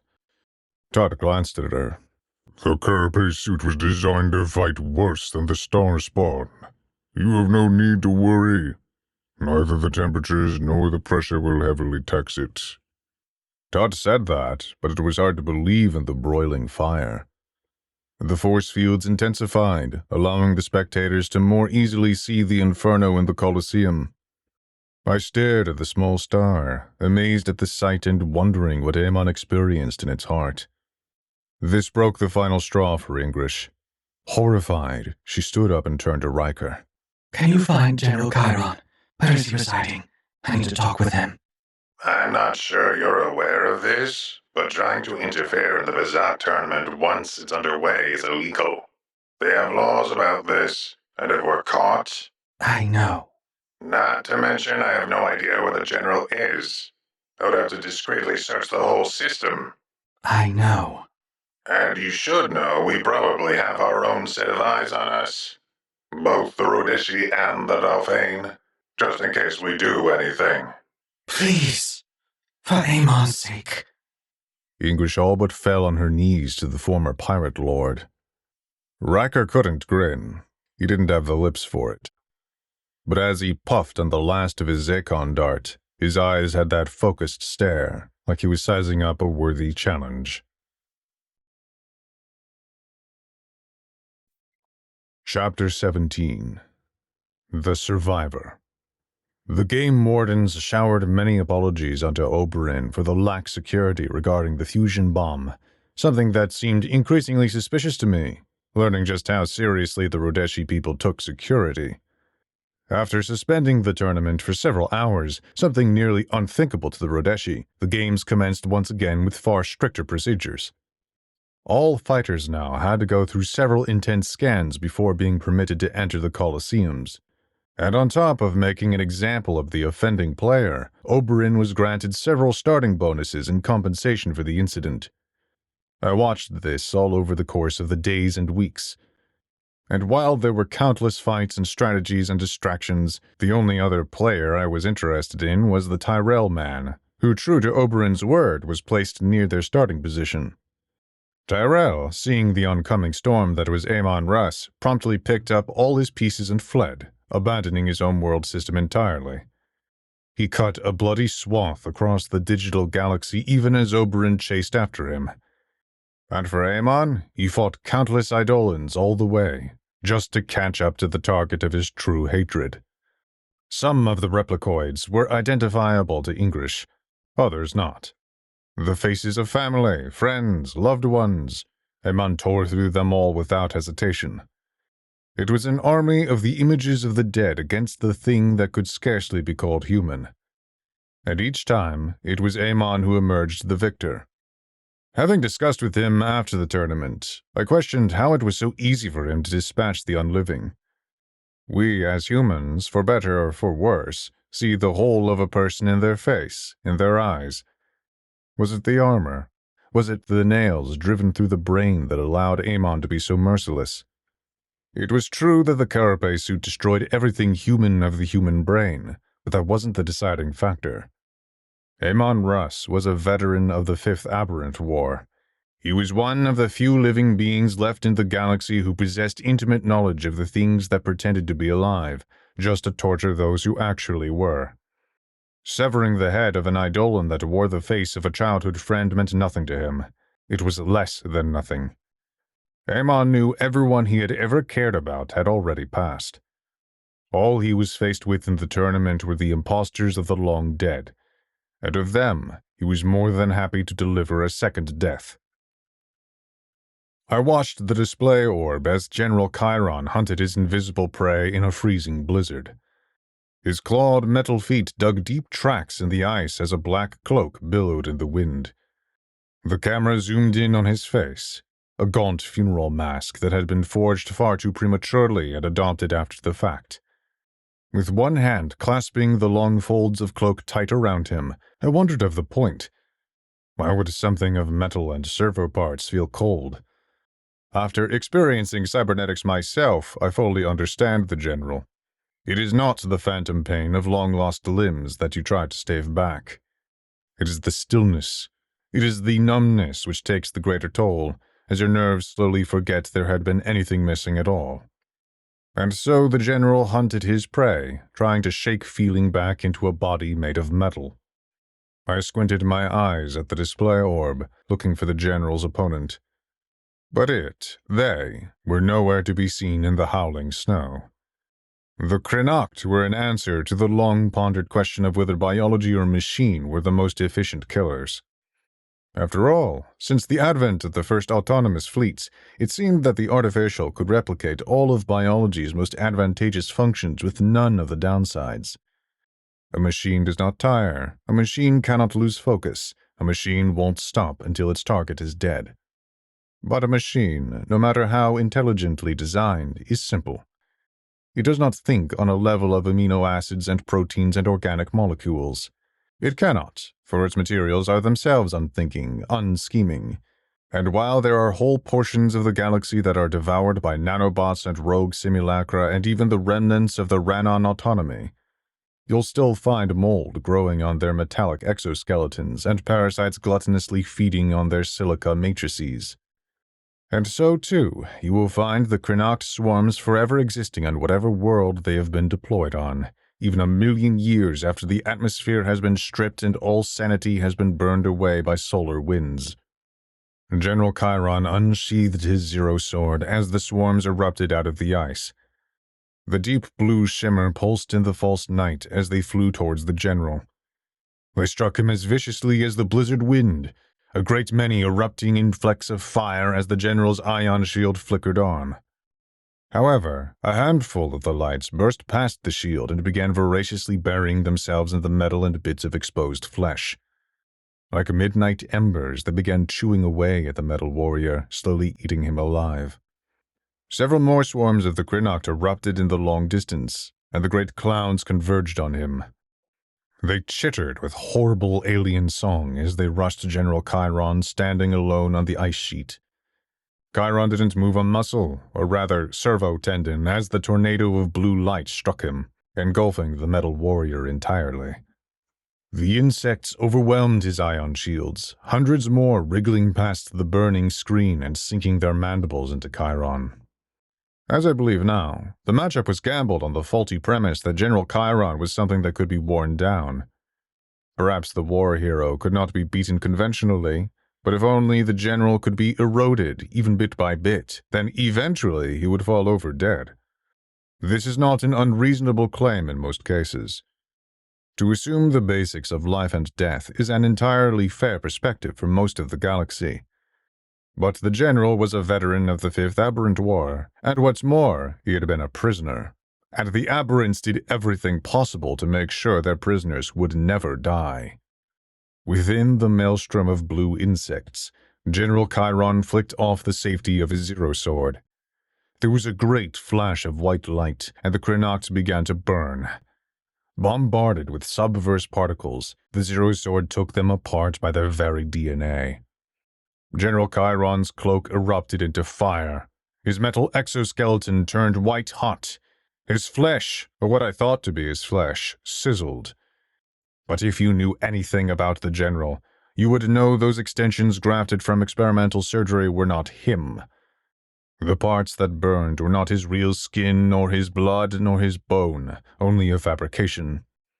Those had been the parts cloned and added onto what became of the original. By the end of it, General Chiron was left standing in a pool of melted water in a large crater. Afloat were the tens of thousands of motes of dust that had been the Crenoct. They fell like ash rain, molting off the general like a dusty second skin. There were deep sores where they had eaten into Chiron's armor, and although nothing of his outward organics remained, he shivered all the while, standing victorious in the Rodeshi arena. The hunched-over general did not entertain questions nor interviews as he trod back to his shuttle, guards clad in bone following behind. A metal hand violently shoved aside anyone who dared get too close. The melted silver eyes behind the funeral mask glowered at all of them, and he did not waste one last glance of pure hate as the shuttle's doors closed shut. The small craft flickered invisible, and then he was gone, transported to some private, unknown location of the system, and there he would remain until the next engagement. Now, as Riker broke down the problem of finding General Chiron, it was not that Rodeshi stealth technology was particularly advanced. Rather, the challenge was evading the watchful eyes of the galactic community. There were entire industries testing their prototype tech on the happenings of the games.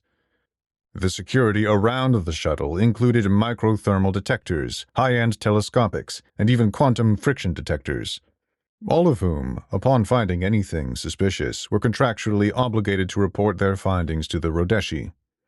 As the general's shuttle shimmered invisible, there was no hope of following the vehicle itself to its home destination. It would likely change its trajectory 3 or 4 times before arriving, and any attempt to get close enough to scan for a stealth signature was going to get caught. Nor was there any hope of piercing together a trail. The entire Rodeshi system was strewn with a satellite network of neutrino disruptors, constantly stippling the vacuum with random background noise. Everything, including randomizing the albedo distribution of planets, was taken into account. A billion cheaters had come before Riker, and as I have researched from that period, the race between the rule breakers and the game wardens had progressed into the former planting needles in dark space. Too small to be blocked by real space fortification, they created micro-perforations into the vacuum from which sensor readouts could briefly be taken. This method was rather scattershot, extremely expensive, and completely out of reach for someone like Riker. From the outset, it seemed the old bird had an impossible task. However, the pirate had one advantage that most of the galaxy didn't. He had detailed instruction into the exact specifications of how zero swords operated, and he was taught by a human on secrets even the Dalphane knew nothing about. As according to the myths of the galaxy, each zero sword is thought to contain a black hole, so as to trap the consciousnesses of the deathless aberrants. And while this is true, speaking from a vague set of terms, the truth is much more complicated. In reality, each zero sword contains a fold in the fabric of space-time, called a Mothian Heather Bridge, linking to the event horizon of one of the black holes in the center of the Milky Way. Such was the only death capable of temporarily containing the aberrants. And coincidentally, Riker knew how to trace them. The trick, as Riker taught it to me, is not to look inward, focusing on a myopic and narrow view of space-time. That, in order to find your target, you must sometimes step back and look at the whole picture to finally find what is out of place. And so while every eye in the galaxy was trained on the Rodeshi worlds, the Colosseums, the space stations, the pleasure cruises, all squinting through the fog of neutrino haze, Riker set his eyes hundreds of light years outward. And there he found what he was looking for, the transient, near-invisible ley lines connecting the Zero Swords to their hellish destinations. And from these slightest disturbances in gravity, small bumps from the tunnels under space-time, Riker traced these straight lines right back to their owners. However, it wasn't as simple as simply running lines on the map. With the 18 Zero Swords excluding Amons, Riker had to painstakingly identify which of the ley lines belonged to whom, and determine, over steady weeks of monitoring the Rodeshi system, where exactly these invisible trails began. With materials on the Aphelion, Riker carefully created 17 makeshift probes. He purchased counterfeit Rodeshi transponders and then strapped hollow banners to the satellites, effectively creating gigantic scam advertisements. And underneath, he had the scanners. He then set them at various orbits around Rodon's sun, not following anyone, but coincidentally passing through much of the system. And using these snapshots, cross-referencing with public appearances, Riker painted a precise trail of every Zero Sword in the system. I once stumbled upon him tinkering with one such probe in his workshop. The bird was hunched over a satellite of spare parts and welding two pieces of plate together. I watched for some time, wondering how he expected this broken thing to avoid detection. Of course, it didn't. His drones probably set off every alarm in the Rodeshi system down to solar orbit. But as Riker pounded into my head later in life, it's never about fooling the cameras. It's about fooling who was behind them. Because also at every moment, there were thousands of daredevils strapped to oversized engines trying to make it big on the galactic wavecast. Countless illegal satellites and bootleg scrap were flying out there, attempting to scam and cause as much trouble as they could. You had the contraptions of every smuggler, thief, and lowlife with a wedding tool, all flinging whatever they could into the Rodeshi system. Yes, the authorities had Riker's probes marked down to the molecule, and I'm sure they sent a garbage hauler to pick them up whenever they got around to it. Riker stood in front of the holotable, reconfigured to show the sixth planet in the Rodeshi system, a green gas giant. Its emerald light reflected off the old bird as he examined his target. Buried in a section of space off-limits to the public, much like where we were docked, was an unassuming methane refinery. It was a very low-resolution image, a gray station nestled in the upper clouds, and with seemingly no activity. So that's where he is? English asked, pacing around the table. If he keeps his Zero Sword close, yeah. Riker shrugged, the bird scratching his talon on the table. I hope you understand that there's no sane way of getting to the General. We so much as start the Ophelion's engines and the patrols are going to be on us. It was a headache just getting the probes out. Which reminds me, you now owe Amon a few thousand heat units and 3 photon exchangers. What about the shuttle? English asked. You want me to somehow commandeer a Rodeshi shuttle, fly it to the other end of the system with no one raising any questions, and then randomly show up unannounced at this space station? Yeah, I could do it, if we weren't stuck in Oberon's personal coop. English gritted her teeth. But there is a way, right? The bird sighed and waved a talon. The map zoomed out to encompass the whole Rodeshi system. As I said, nothing sane. He clicked a button and an overlay appeared on the map. Thick orange lines interconnected and wove around all the planets. Some were like thick trunks, while others split off like 1,000 tiny hairs. Alongside them were 4 nodes forming a rotating diamond around Rodon's sun. What is this? She peered at the new details. This is the supply network for the death games. Call it a mega highway. You're looking at the infrastructure to feed over 500 billion individuals. That, and ship whatever else to keep them happy. Riker pulled up an image of a freight container. It's far too expensive to use conventional engines. So the Rodeshi used mass drivers for supply and distribution. They launch their freight and then use these 4 nodes and the gravity of the planets to angle them along their flight. English looked up at Riker. What are you suggesting? General Chiron Station receives supplies like anyone else. We're on the same network. I'm saying maybe you should hitch a ride. English paused for a moment, taking in the audacity of the plan. How do you know we'll arrive at Chiron's ship? It wasn't hard to pinpoint ration schedules once I knew where he was. The trick is making sure your freight container is the one routed to the station. Kybert will have to hack into the Radeshi computers. Won't we be detected? We're talking about one freight container in an ocean of billions. The Radeshi systems are tight, but not that tight. Kybert only needs to make a minor adjustment. What about patrol scans? What about everything else you told me about? The vast majority of that sort of attention is spent on the pleasure cruises, independent ships, satellites, and the like. They should have no reason to think anything is wrong to check. And even if they do, they're looking for contraband and bombs, not people. As I said, no one's going to think to look for people on these things. What does that mean? Riker pulled out a leather harness. It was a little more than a plastic mask which extended over the face, a small oxygen tank, and 2 chest straps with long rows of very large vials and very large needles. You won't have to worry about radiation exposure, but these freight containers travel depressurized. And as it happens, spacesuits are going to set off the security systems. So that means you're going to have to get creative. We weren't already. English groaned, looking concerned at the harness, which in no way looked like it was safe. We used to use these devices back when I was running blockades during the Hasker sieges. It injects a drug cocktail made from stasis fluid and a few other choice ingredients. Puts you under and keeps your blood from boiling from the vacuum. Lasts up to 12 hours, give or take. We used it to lash certain individuals to the outside of our... Is there no other option? English suddenly asked, overwhelmed.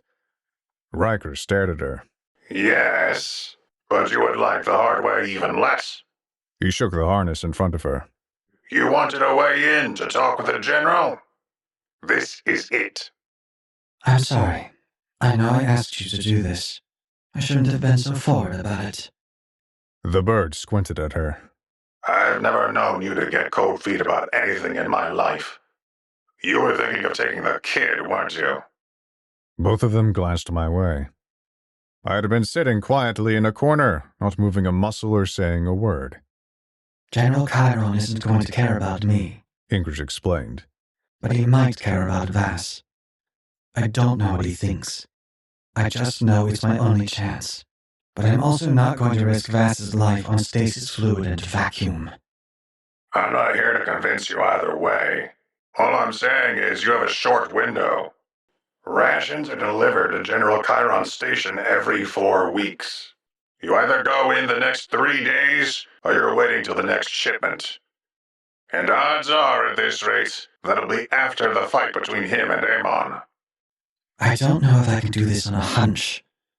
English shook her head, trying to convince herself that it was just a hunch. You do what you have to do.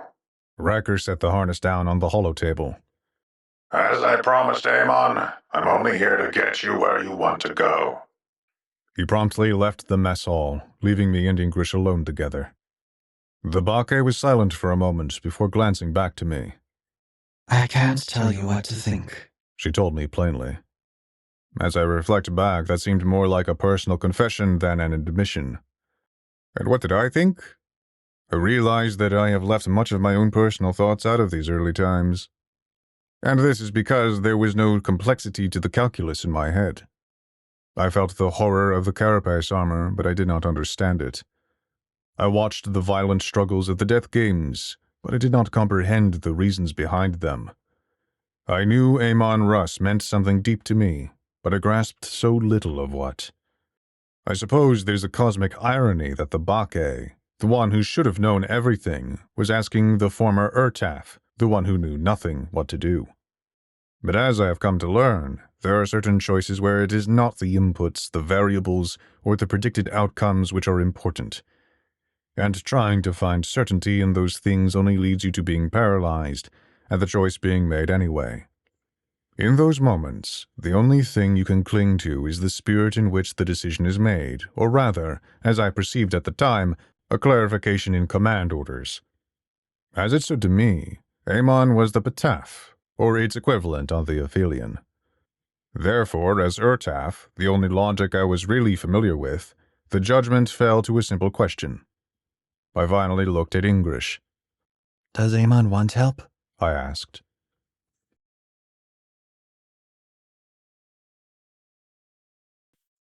Chapter 18. The Fifth Aberrant War. It is true that we find many excuses to betray our loved ones because we are convinced we know better. It is a trait that transcends humanity, and I think is a consequence of irrational beings existing in a rational world. That so long as you have an intellect, it is entirely too easy to think you have a special perspective that no one else possesses. But saying that, as surprising as it may seem, Ingrish did not betray Amon as we clambered into the freight container and Riker handed us our harnesses. There were 3 arguments that pushed Ingrish to do what she did, the first being that Amon was an entirely practical man, in his own way at least. It is too easy to look upon the old warrior, and especially the contents of his ship, and conclude that he was a superstitious paranoid. I do not deny that Amon was a man of odd ritual and odder thought, but I also have to admit that he was right more times than he was wrong. And superstitious men, older ones at least, often make more sense than we would like to believe. The second argument was that there was a chance we might have swayed General Chiron's mind, and Amon would have gambled much if he could avoid murdering a friend, even upon long odds. Ironically, I believe Chiron was more of a test to Amon than if he should be asked to slaughter other humans. From the Rodeshi way of thinking, if Amon was ever to throw down his sword and reject the games, even if he should condemn his own race, they would have lost the moral argument. Chiron was tempted in a way another human wasn't, because otherwise the answer would have been clear in Amon's mind. But murdering a friend, an ally, a non-human, one who was begging for death, that was the sort of confusion only a species as devious as the aberrants could have devised. And that was exactly what Ingrish raced to save Amon from, even as the needles punctured her skin and began filling her blood with stasis fluid. I felt the swift pain in my own chest, and I looked around for one last time at my surroundings. The dark, empty space of the freight container, the cramped yet worryingly thin walls of metal around us, the dim lights that flickered overhead. We were in an empty box of death, with the only comfort being some liquid padding Riker installed to make the acceleration forces easier. We were lashed to the back end, and we would wake again at our destination. Or we would not wake up at all.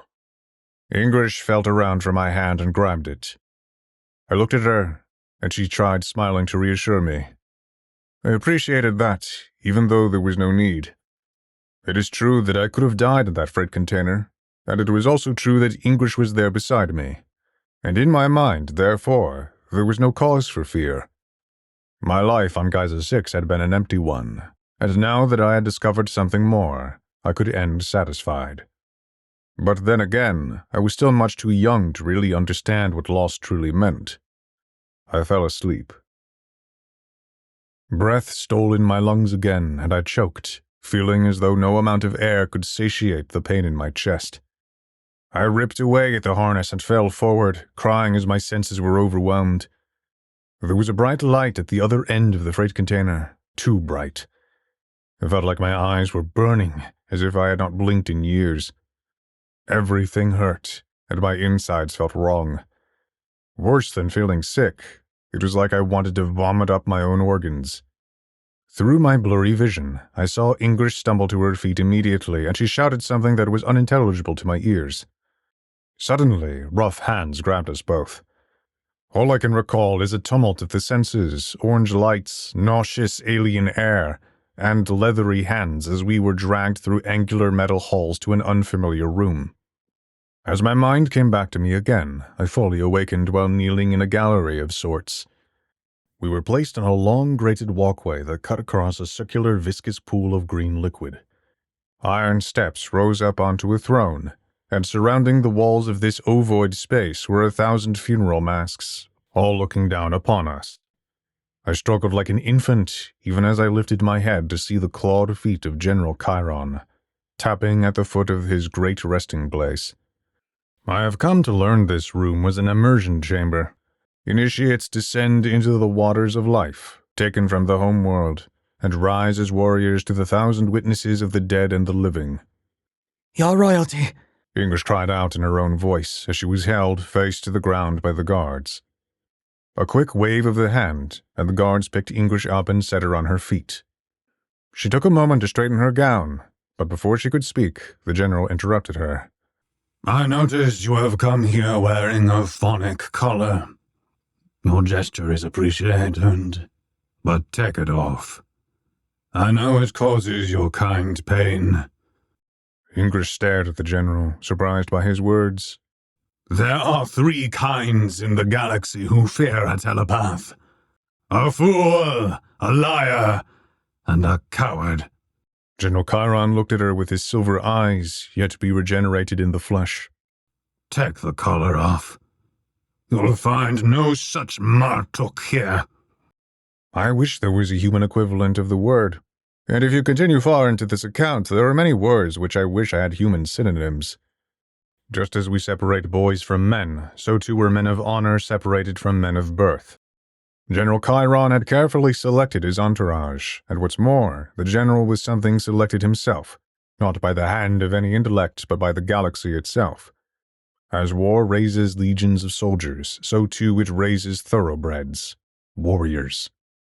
Glancing at the guards, I saw alien eyes peering from the molded skulls of animals. I could make out very little else except the bluish skin hidden under the bone armor. Many in the galaxy would scoff at such primitive adornments, but for the likes of the Scythian people, they preferred to wear their armor on the inside, much like the carapace suit. I would ask how you accomplished this, General Chiron began. But I would be a fool to expect anything less than those who keep company with Amon Russ. Out of courtesy, I will hear what you have risked so much to say, and then you will leave. English took a moment to collect herself, even as I struggled to come to grips with this new world around me. It was still strange to me to be entirely distressed and not for myself. Please don't throw your life away at Amon Russ's hands. I ask for the sake of Amon's honor, English begged. There was a rasping laugh from the inside of the metal funeral mask. Honor! Little Bacche. Men like me and Amon have lived for far too long for that. I should have thrown myself to death at the end of the war. I didn't realize that I would be forced to live for centuries undying in this. General Chiron raised a hand, his metal fingers clicking on each other at disturbing angles. Body. English grimaced, and I could tell she was holding something back from me, something that was in Chiron's head. General Chiron laughed again. You can look in my mind all you want. All you'll find is more of the same. I sometimes wonder if the aberrants intended for me to be rescued, that I was meant to choose. Several lifetimes worth of being racked with pain, feeling the nerve staples with every movement, or spending the rest of my existence in the med-tank, pumped with anesthesia. You see, suffering is just a tool to the aberrants, as hard as it may be to believe. What they want is to break you, to make you break yourself. They can mutilate every cell in the body, torture you for 1,000 orbital cycles. But disgrace? That's eternal. You see, what the aberrants really desire is to harm that thing which passes into the next life. General Chiron seemed to shake himself out of his thoughts, and he looked down again on English. Don't look too hard, little Bacche. More than a few telepaths have died trying to peer too close. English reluctantly met the general's gaze, afraid to make him angry. It's not as bad as Amon's, She quickly said, embarrassed and trying to brush past it. General Chiron froze, profoundly insulted, but then he slowly relaxed back into his throne. Raising a finger, he ticked at his mask. I suppose that makes sense. Aemon was the one to sentence Orotek, was he not? My people knew the Aberrant as the Fatebinder, Haru Krosh. Though I don't believe you could really change the future. The great predicting machines all went mad trying to see the culmination of events. I just think Orotek knew how to speak the words to kill a man. Ingrish was quiet at that, and there was a short silence in the room. Enough reminiscing, General Chiron suddenly declared, his eyes returning from the past. Do you have anything else to say? I'm very tired, and I wish to rest. I don't understand why it has to be Aemon. I don't understand why it has to be this death. Ingrish cried out in a sudden display of anguish. The general chuckled. Little Bacche, you understand perfectly well. It's seared into every thought in my head. I don't appreciate stalling for time. That is an abuse of my kindness. I don't understand, Ingrish repeated, her real voice quivering. The general's mask tilted and there was a pained sigh. It is a kindness that most soldiers don't live to see victory. I envy them for that. Heroes used to die in war. Now we die in circuses. There is no battlefield that can end me. No opponent greater to fall against. Don't ask me to wait for my death any longer. My species lives for only 80 years. I have waited 423! General Chiron's voice shook with black rage at the end. And if he brings the Zero Sword? Ingrish's voice was filled with the concern you might feel for a madman. Chiron burst out in new laughter. You thought I was expecting him to bring anything else? You thought I was hoping for mercy? Little Bacche, you are already speaking to the damned. I don't care if I'm sentenced to the darkness with the aberrants. It doesn't matter if I have to fight to the end of time. I will finally be free of this shell, and it would be a more noble war than any I can find over here. How can it be noble if it's suicide? Ingrish quickly blurted out before she lost the courage. She threw her hands over her mouth apologetically, as if trying to hold the words back as she said them. The small Bacche in a black gown cowered on the walkway. Her ears fell flat against her head, and she was shaking as she struggled not to curl up. It took me a moment to figure out, even though she was doing her best translating, that she hid from me the fear she was feeling. It was not just the known brutality of the Scythian people. It was not just that she had effectively brought me into danger. It was also that dread fear of saying the wrong thing, that her hopes of helping had been dashed. The room fell to an oppressive silence as I realized Ingrish had crossed a line. With the grace of time, I can add some context that I didn't possess in the moment. As the Scythians are a warrior people, suicide was equated with the greatest cowardice, to steal your own life from the judgment of Jira. She had called him the coward of cowards in front of his men. General Chiron twitched a finger. Out. Before the guard's hands could grab us, a single voice rose above the room. Wait! A stillness overcame the chamber. I blinked, slowly realizing that the voice was my own. As I have said many times, I was passive when I was young.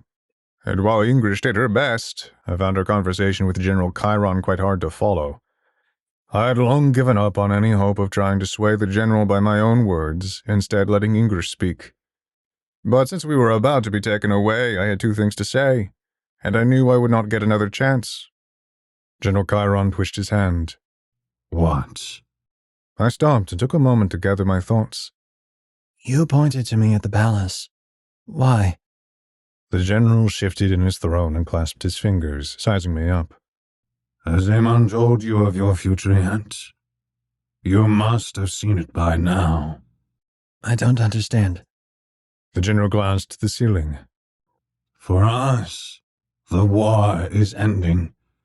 The years are ticking down, and one way or another, We won't have to live with his victory for very much longer. But for you, the Fifth Aberrant War has only just begun.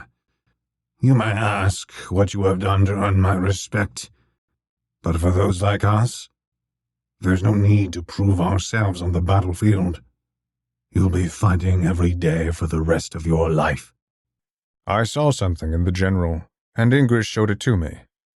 There was an expression of the deepest pity in Chiron's metal eyes.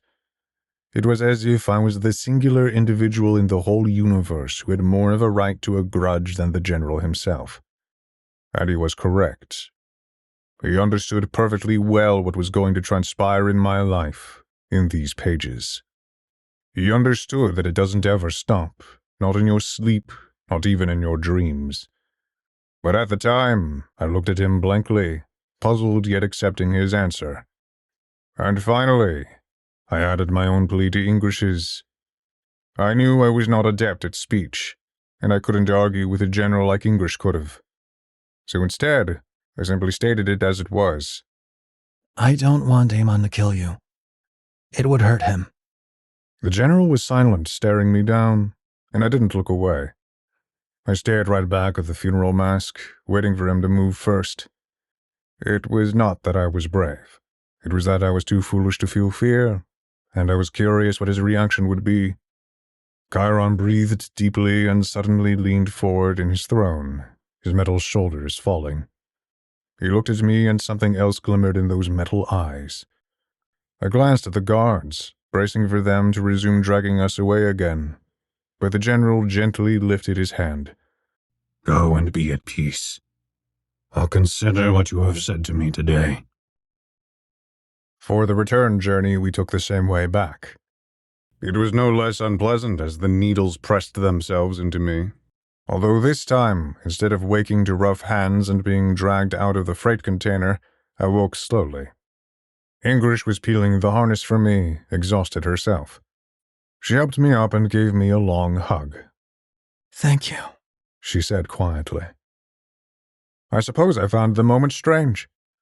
All my life I had obeyed things by command. Some might confuse this as a sense of duty, but really it was just orders. And perhaps it had been the same here. After all, English told me to follow. But that was the first time I ever wanted to follow. Not in the sense that it had been easy, but rather that I ought to have done, and that it was good that I had done it. And stranger more, I felt that I was expressing something to Amon even though he had no knowledge of it. These nonsense things confused me even as English let me go. She hesitated for a moment, carefully undoing her blindfold. She looked at me with her real eyes and smiled. She didn't share with me what she felt. She didn't need to.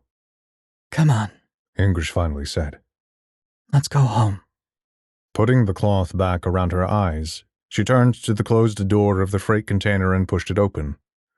Bizarrely, neither Riker nor Kybut had come to get us. We walked out into the supply depot of the fueling station. There was a long wall of airlocks and freight containers. Pipes streamed above as we walked down the greasy and dirty corridor. The dim lighting guided our way as we snuck back to the Aphelion.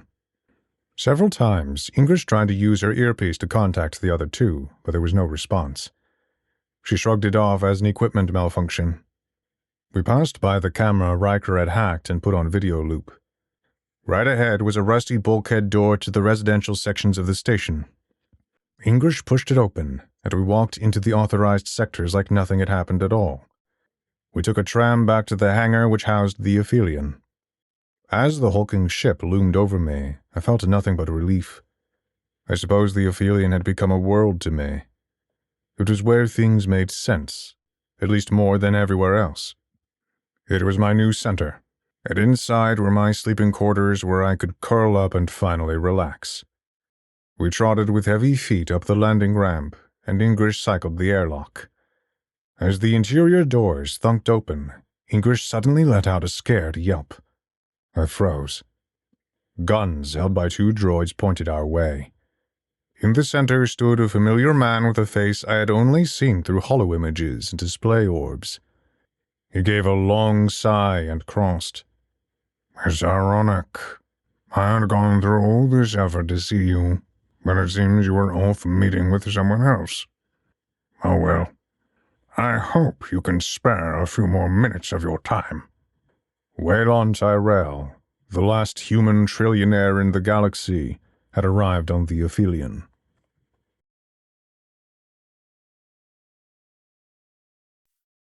Chapter 19. Tyrell. Waylon Tyrell was not a man concerned with his appearance.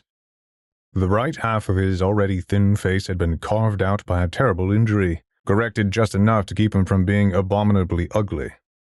His artificial eye threatened to slip from his eye socket, held in place by a silver band affixed where his cheekbone should have been. His hair fell back in graying wisps, and his skin was pocked, with the result of cheap skin grafts. For clothing, he chose simple black garments that clung tightly to his figure. He was not emaciated, but neither was he healthy. The only ornamentation was a gold brooch and chain that was secured across his chest. I glanced at his droids. I thought at first that they might have been more Nekomata, which were not dissimilar in appearance, although these ones entirely lacked the Dalfane grace and design. These were meant for war and only war. Hydraulic arms, armored chest cores, and elongated heads with concealed sensory apparatus. The droids were entirely unmoving as they held their angular rifles on us. This is not how I wanted to meet.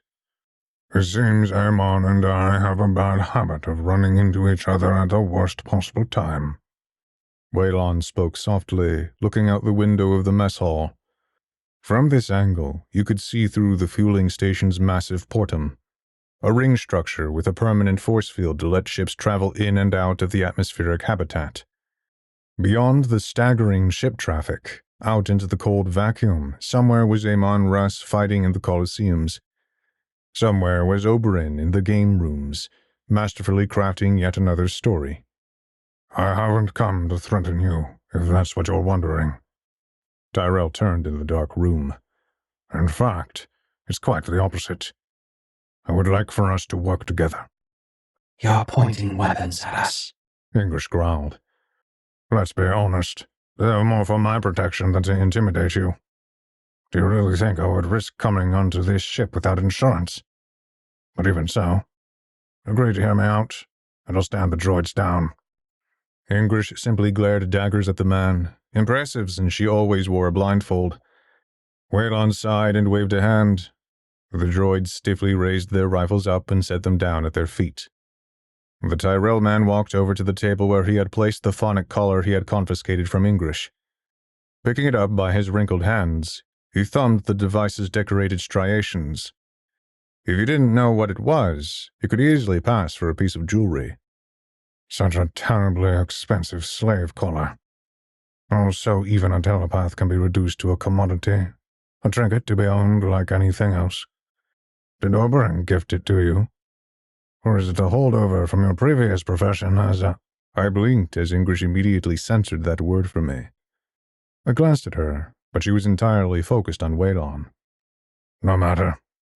Tyrell tossed the phonic collar aside on the floor, clattering away. I'm not here to discuss your past. In fact, we're for mine. You think that gesture means anything? English nodded her head to the collar. You're disgusting through and through. You sold children.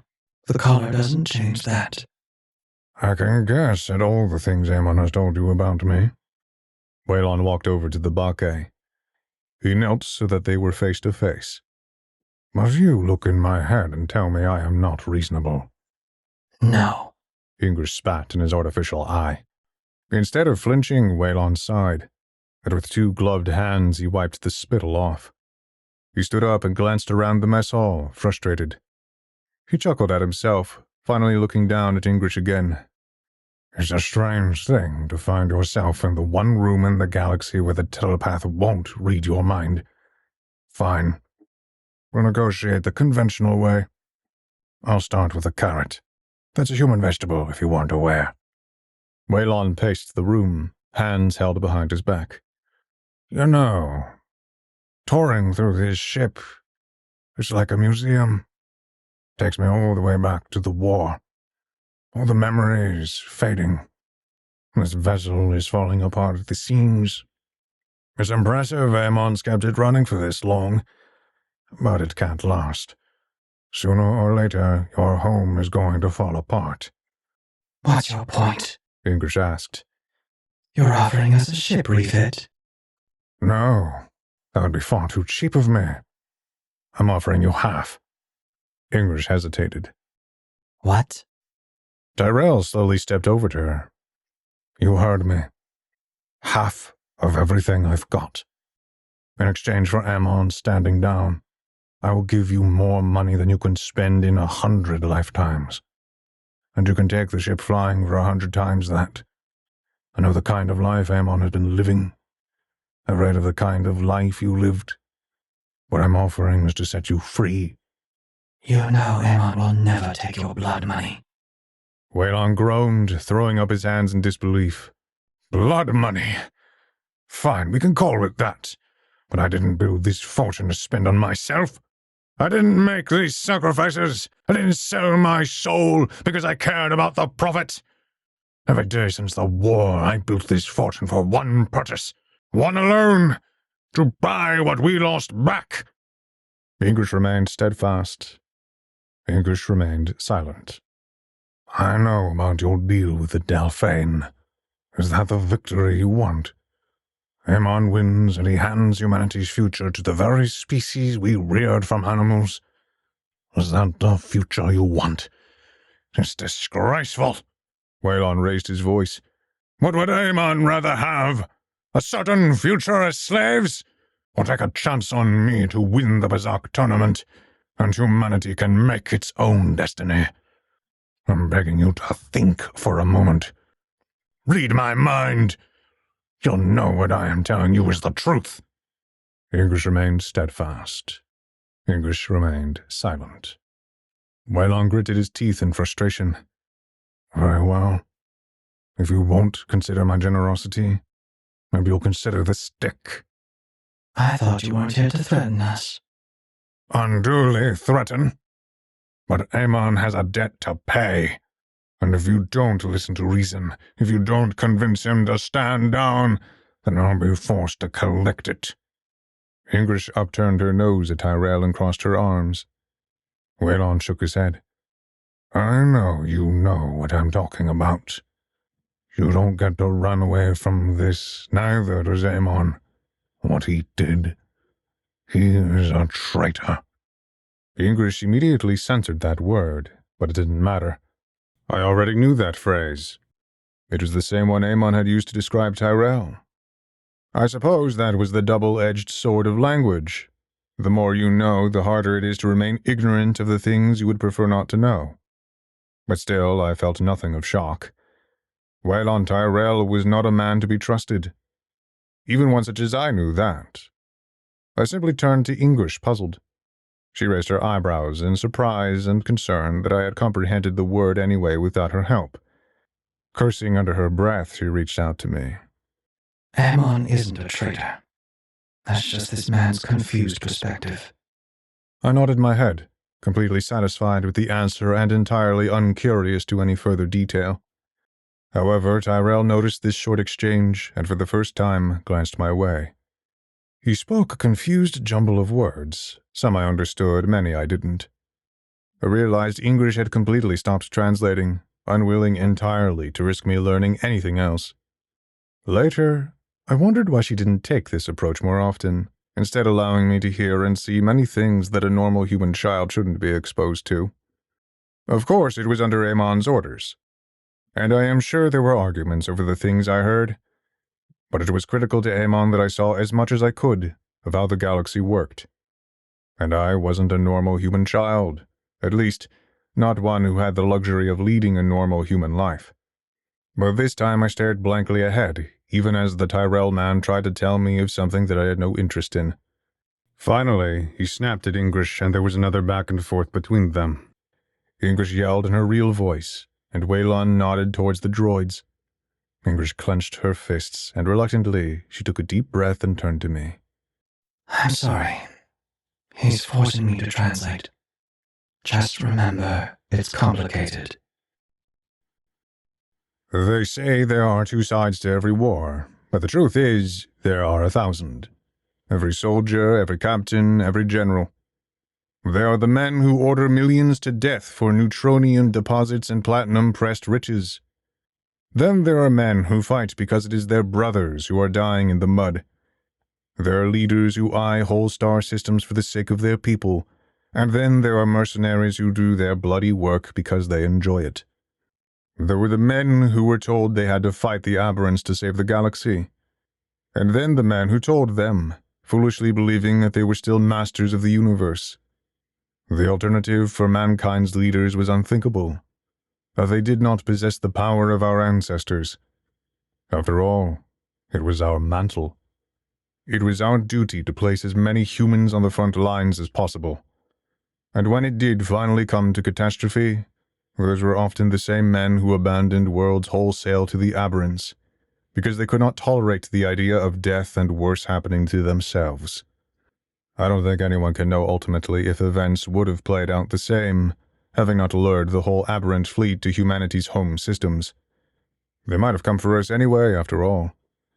But what was certain was that mankind's leaders had, intentionally or not, done everything possible to maximize the damage. And when Amon, with the punctured eyes of the carapace suit, saw his commanders running away, even while he fought on a world cracking under his feet, that was intolerable to him. And so when victory was finally achieved, when wearied humanity held its somber celebrations, Amon had been one of the 47 who turned their zero swords on their masters. At this moment of great frailty, Amon and his comrades cut the heads off of humanity's last leaders, fleeing soon after. For Tyrell, his side, his story, was that Amon and the 47 betrayed humanity, destroying our last chance to reorganize and throwing our species into chaos at a time when the galaxy was salivating to finally end us once and for all. As Amon told it, humanity was finished long before then, and that he had only executed the criminals responsible for our fall. The terrible thing is, I still do not know which of the two were more correct. I think I shall leave it at this.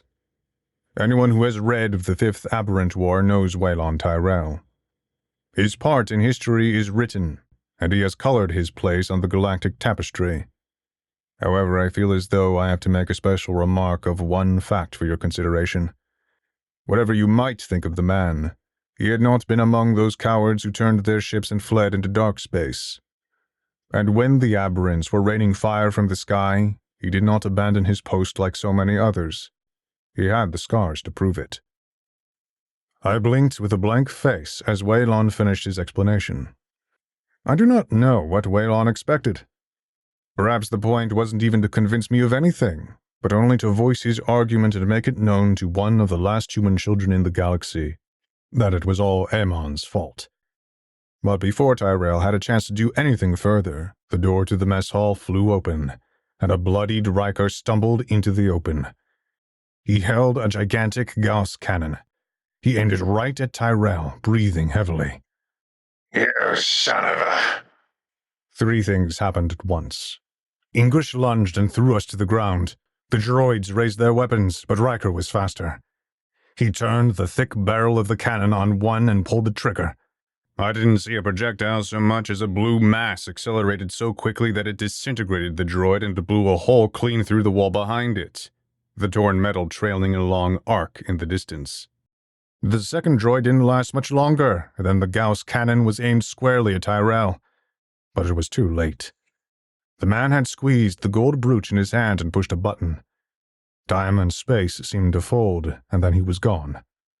Teleportation, a uniquely human technology. At least, humans were the only ones to devise a method that didn't come with serious consequences. English leaped up and rushed to Riker, who had collapsed against the wall. Letting the cannon fall from his talons, it thudded heavily on the floor as he tiredly glanced up at English. Sorry I took so long. You wouldn't believe what I had to do to break out of the cargo bay. She looked over him, the crimson blood pooling at his side and wrists. We need to get you to Tut, She said, concerned. Thanks, but no thanks.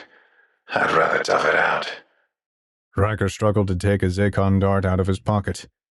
Snapping the end off and lighting it, he turned to English. So, how did your meeting with the General go? As I laid my head upon the hard floor of my quarters and struggled to go to sleep, I tried to go over everything that had happened in my mind.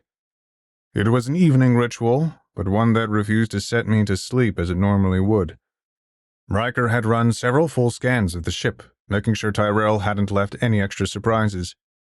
And when that failed to turn up anything, he began a manual inspection with the tireless help of Kybet. I was sure they were going over every hall and room even as I closed and opened my eyes, hoping that I would fall asleep. Utterly exhausted as I was, I suppose I was waiting for some other catastrophe to happen. So much had happened so quickly, it was hard to believe that it was now over, that I was safe, that I could now close my eyes and wake up the next morning. That it should be so simple somehow felt wrong. Throughout my life, I have always found it surreal that quiet and peace exists. That it is not only real, but something most of the galaxy takes for granted. There were humans once who simply woke up without fear of what was chasing them. Humans who went to work their professions, most of which did not involve someone dying by the end of the day. And when they went to sleep, happy with their lot and family, they didn't live in fear of the darkness. And the most miraculous thing of all is that this happened day after day, to the extent that whole generations expected to live their lives like this. I have fought for centuries for the quiet of a simple life, but it is still something beyond me. I suppose it has gone on so long that it is now a part of my nature. That even if I should find myself on an empty moon with no one in 1,000 light years, I should still struggle to relax. That if the galaxy should find no one else, it would arm my own shadow as another enemy against me. Deep into that sleepless night after Waylon Tyrell had fled the Ophelion, long after I assumed Riker and Kybet had given up their searches, after everyone was asleep except for me, I restlessly turned and looked upward at the ceiling. There was a dim orange glow as sizzling molten metal dripped onto my empty bunk. Something struggled through the melted ceiling panel, emerging as a 6-legged chitinous machine of some kind. 2 sensor antennae flicked off white-hot embers and 2 beady eyes trained on me. I saw a tiny mouth of needles open, and it rapidly scuttled towards me.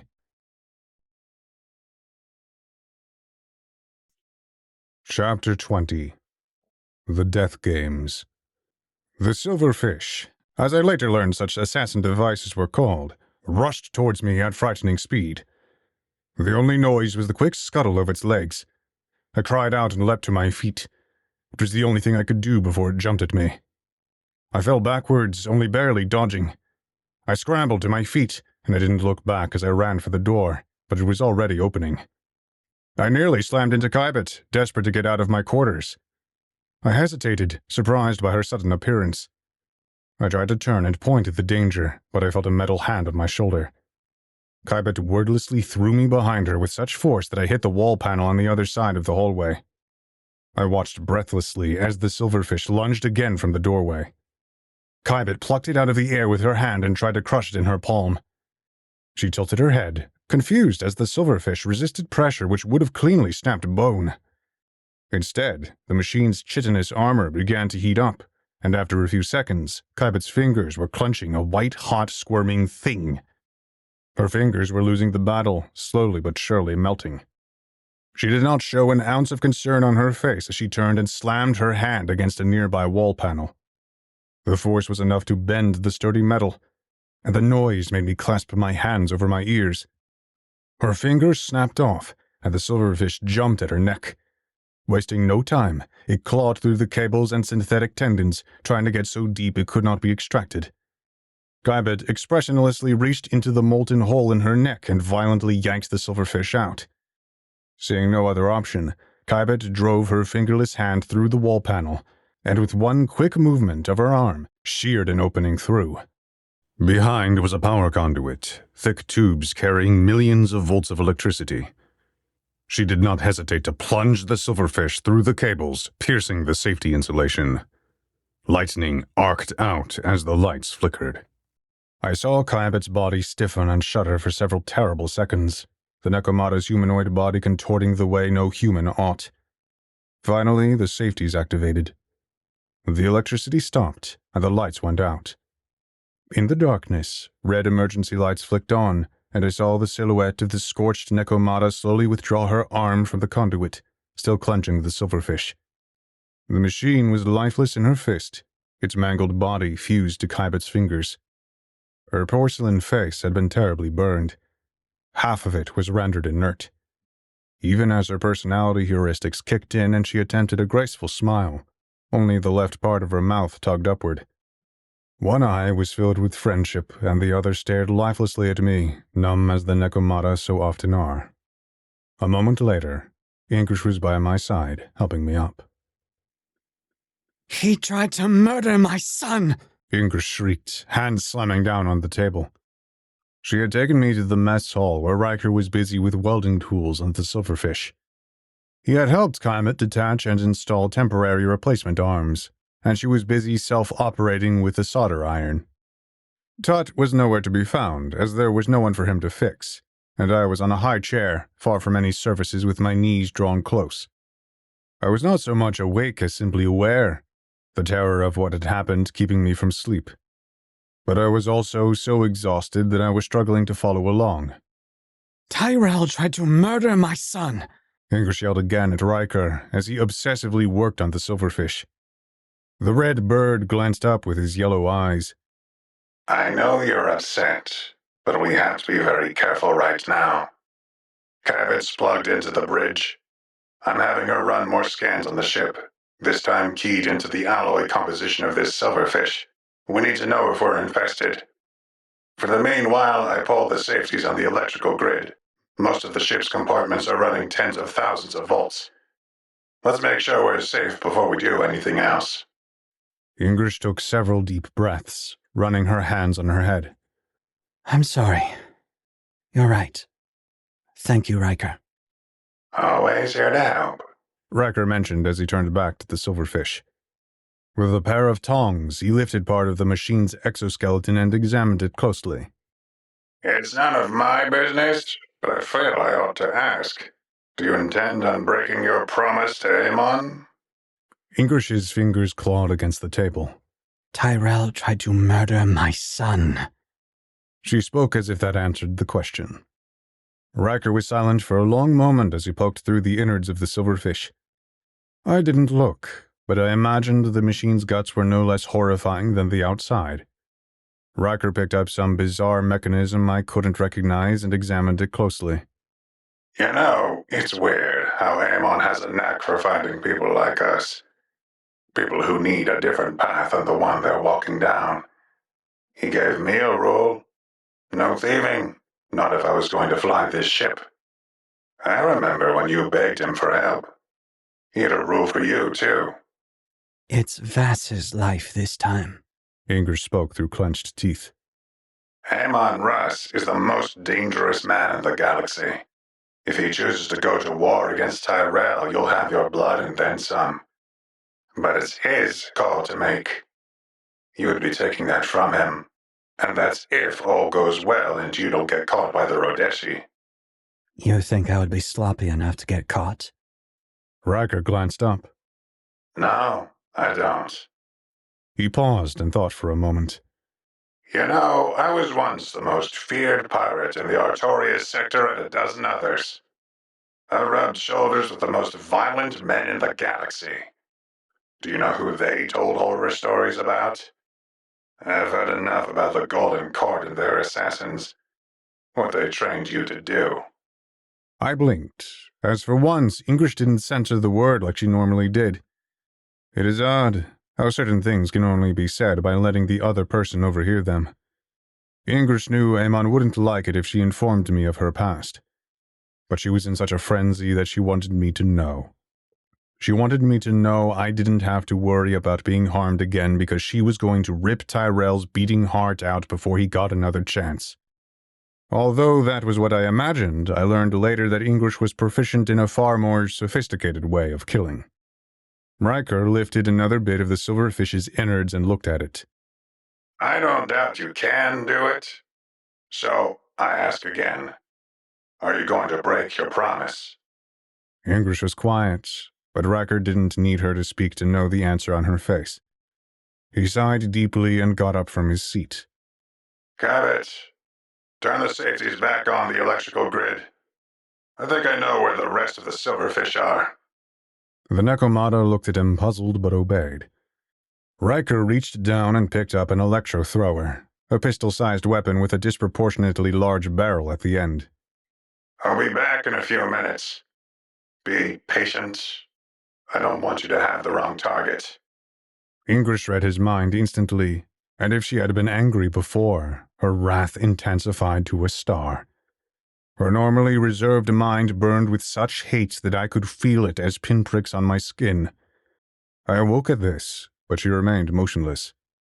Riker shortly returned, holding Oberyn's medallion, scorched after he blasted it several times. Picking up one of his tools, he smashed it open and several more silverfish spilled lifelessly from inside. I don't know if Oberyn accounted for English being a former Golden Court assassin. Those details, unfortunately, have been lost to time.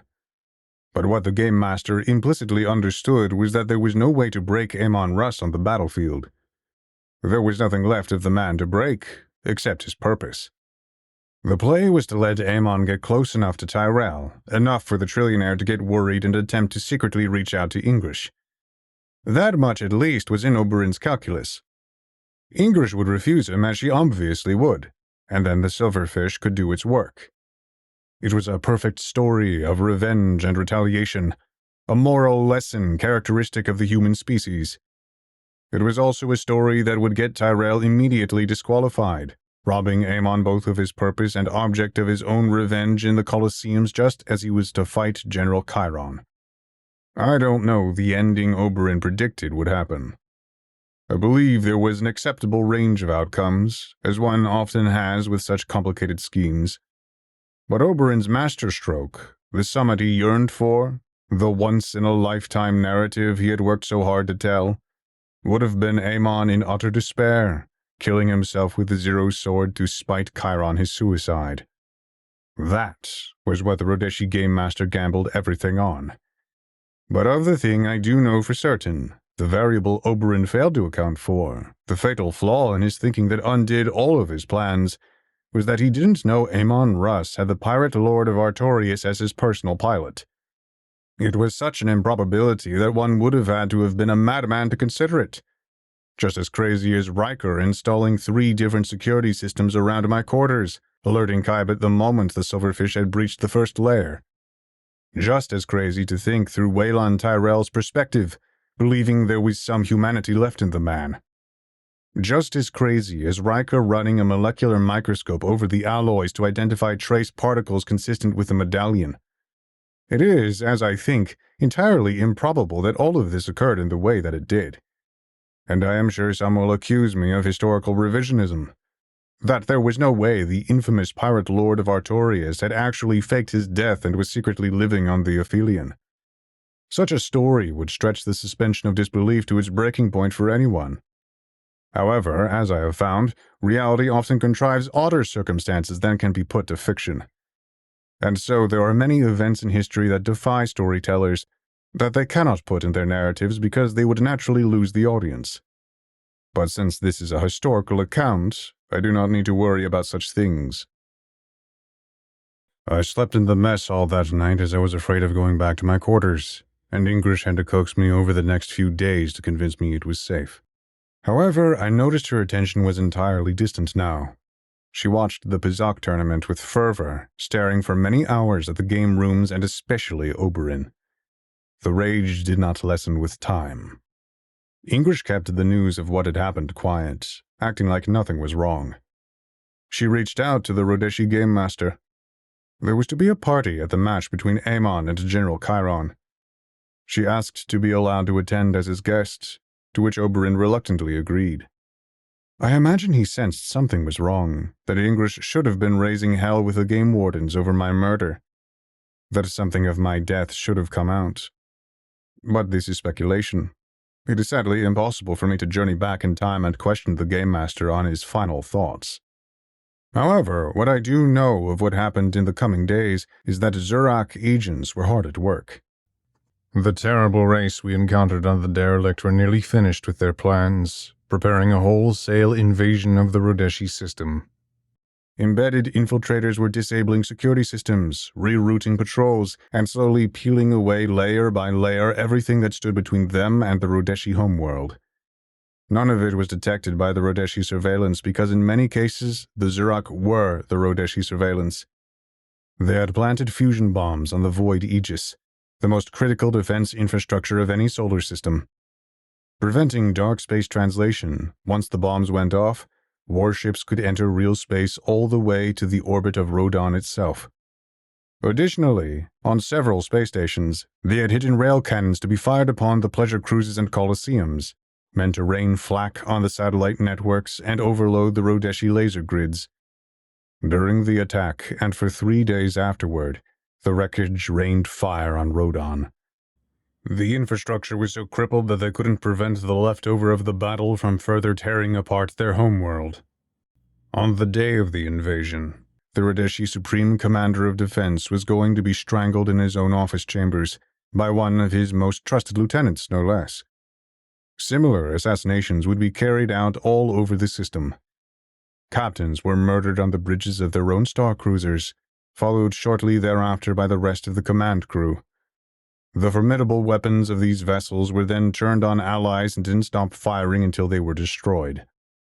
In most cases, it took sustained and prolonged plasma fire to finally put the Zurak infiltrators down. That meant on the day of the attack, across the entire Rodeshi military and defense infrastructure, there were only 3 infiltrators who were killed before they could achieve their secondary objectives. The final accounting in the galactic record is that the attack, which took place on the 17th day of Jashesh, 102,972 AV, was one of the most successful system invasions in history, with a total and catastrophic defeat of the Rodeshi military. Had the Zurak been interested in conquest, it would have been the destruction of the Rodeshi homeworld and the scattering of their people. But such an objective was too low for the Zurak interest. This event marked the day the Zurak announced themselves on the galactic stage, stepping out of the shadows. The coming decades would be racked with waves of panic as other species were terrified of infiltrators in their own ranks. Technologies were developed to detect Zurak subversion. Trillions of heat units spent in fear of such an attack ever happening again. The Scythans call this day the Truth of Jira. The Dalfane call it Sishamu, the Wave of the Dark Sea. The Rodeshi used to call it Aratak, the Humbling. Now, by my hand, they call it Unu Aratak, the Lesser Humbling.